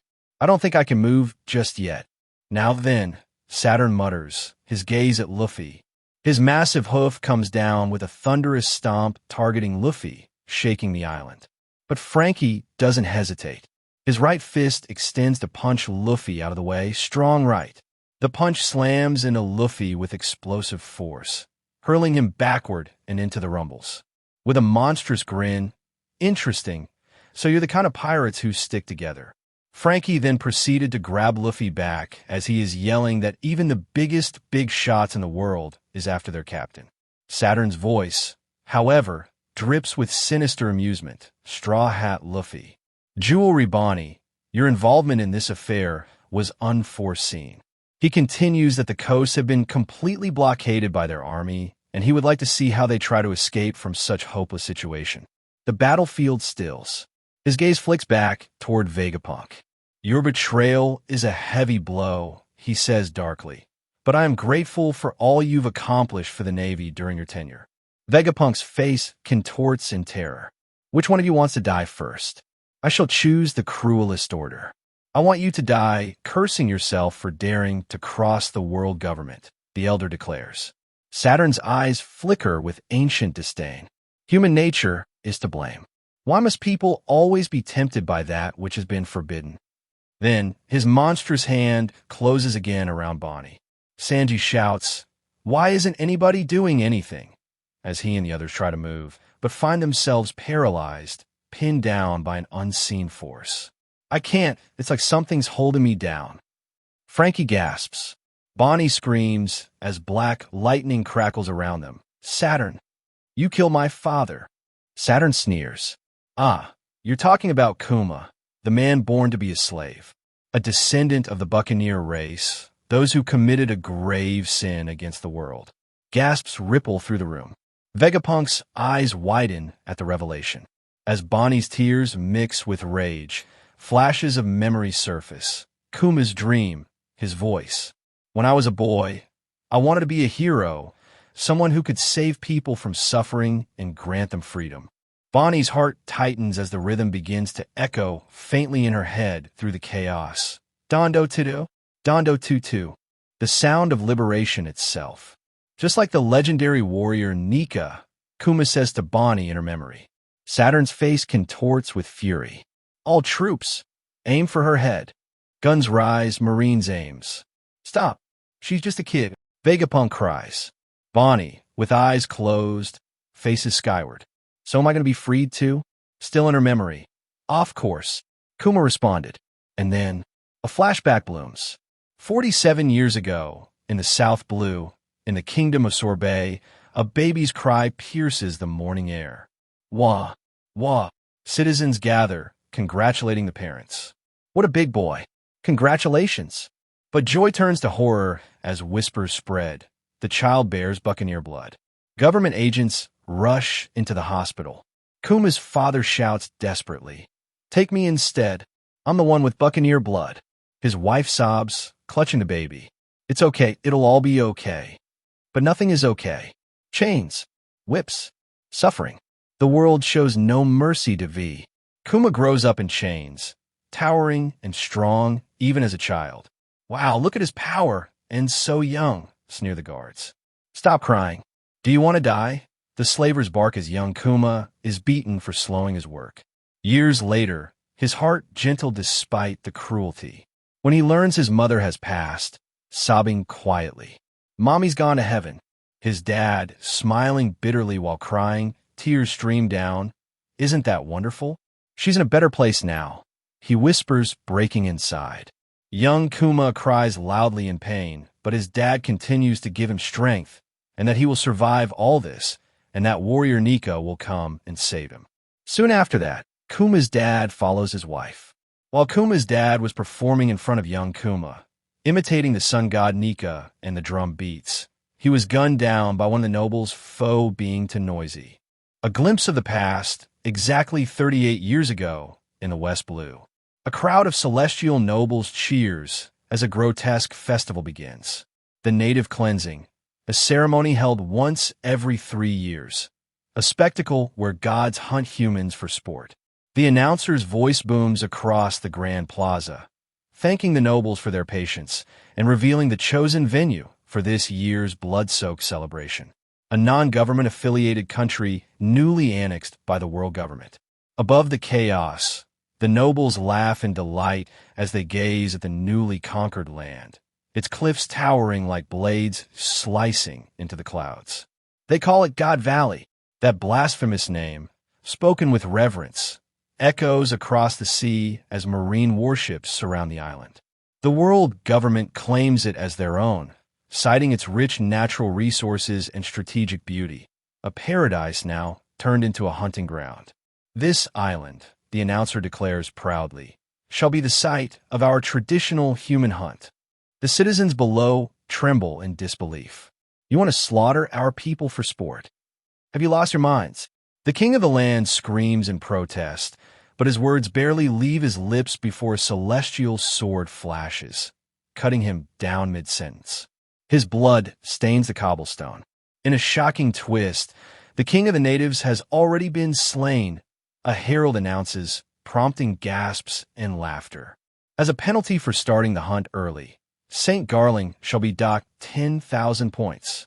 Then the earth trembles with laughter. The spotlight shifts to the host of the carnage himself, God's knight, Saint Figurland Garling. His armor glitters beneath the sun, his posture regal and cruel. His sword gleams like liquid silver as he grins at the crowd's adoration. Garling smirks. I need a handicap like that to keep things interesting. The man who would one day judge heaven's enemies with a smile stands proudly, his cruelty divine. The next moment cuts deep into the nightmare. Slaves dragged from their cells, thrown into pens. Chains rattle and boots thunder as nobles gather to watch the game. To make it more thrilling, the announcer declares, they've added a new rule. We've arranged for additional game to be hunted alongside the natives. These slaves are notorious troublemakers and sinners. The announcer barks. Once they're released, we'll hunt them like wild rabbits. Then, from the shadows, a panicked marine rushes to report to Saint Saturn. Sir, they've tracked down the child who tried to escape. The buccaneer brat. Young Kuma's heart races as he's dragged through the dirt, blood running down his face. Around him, other slaves mutter angrily. Trying to run away? How selfish can you get? They'd have killed the rest of us if you escaped. Chains clatter, despair heavy in the air. Yet, amidst the gloom, a sudden voice, loud, flamboyant, and full of impossible energy, shatters the silence. Hee-haw. Hey, wait up. So you're the star of this farce, huh? A buccaneer? No wonder. A young, curly-haired slave leaps into view, his grin defying all logic. Even with blood and dirt streaking his face, his laughter rings bright. Why do you all have such hopeless looks glued to your faces? I, for one, want to live. What about you morons? The others blink, stunned, as he poses proudly. He is the young Emporio Ivankov. Beside him, a petite girl chomps on a bone of roasted meat. Her smile, just as wild. She is the young Ginny. Big bro here's pretty big himself, don't you think? She giggles.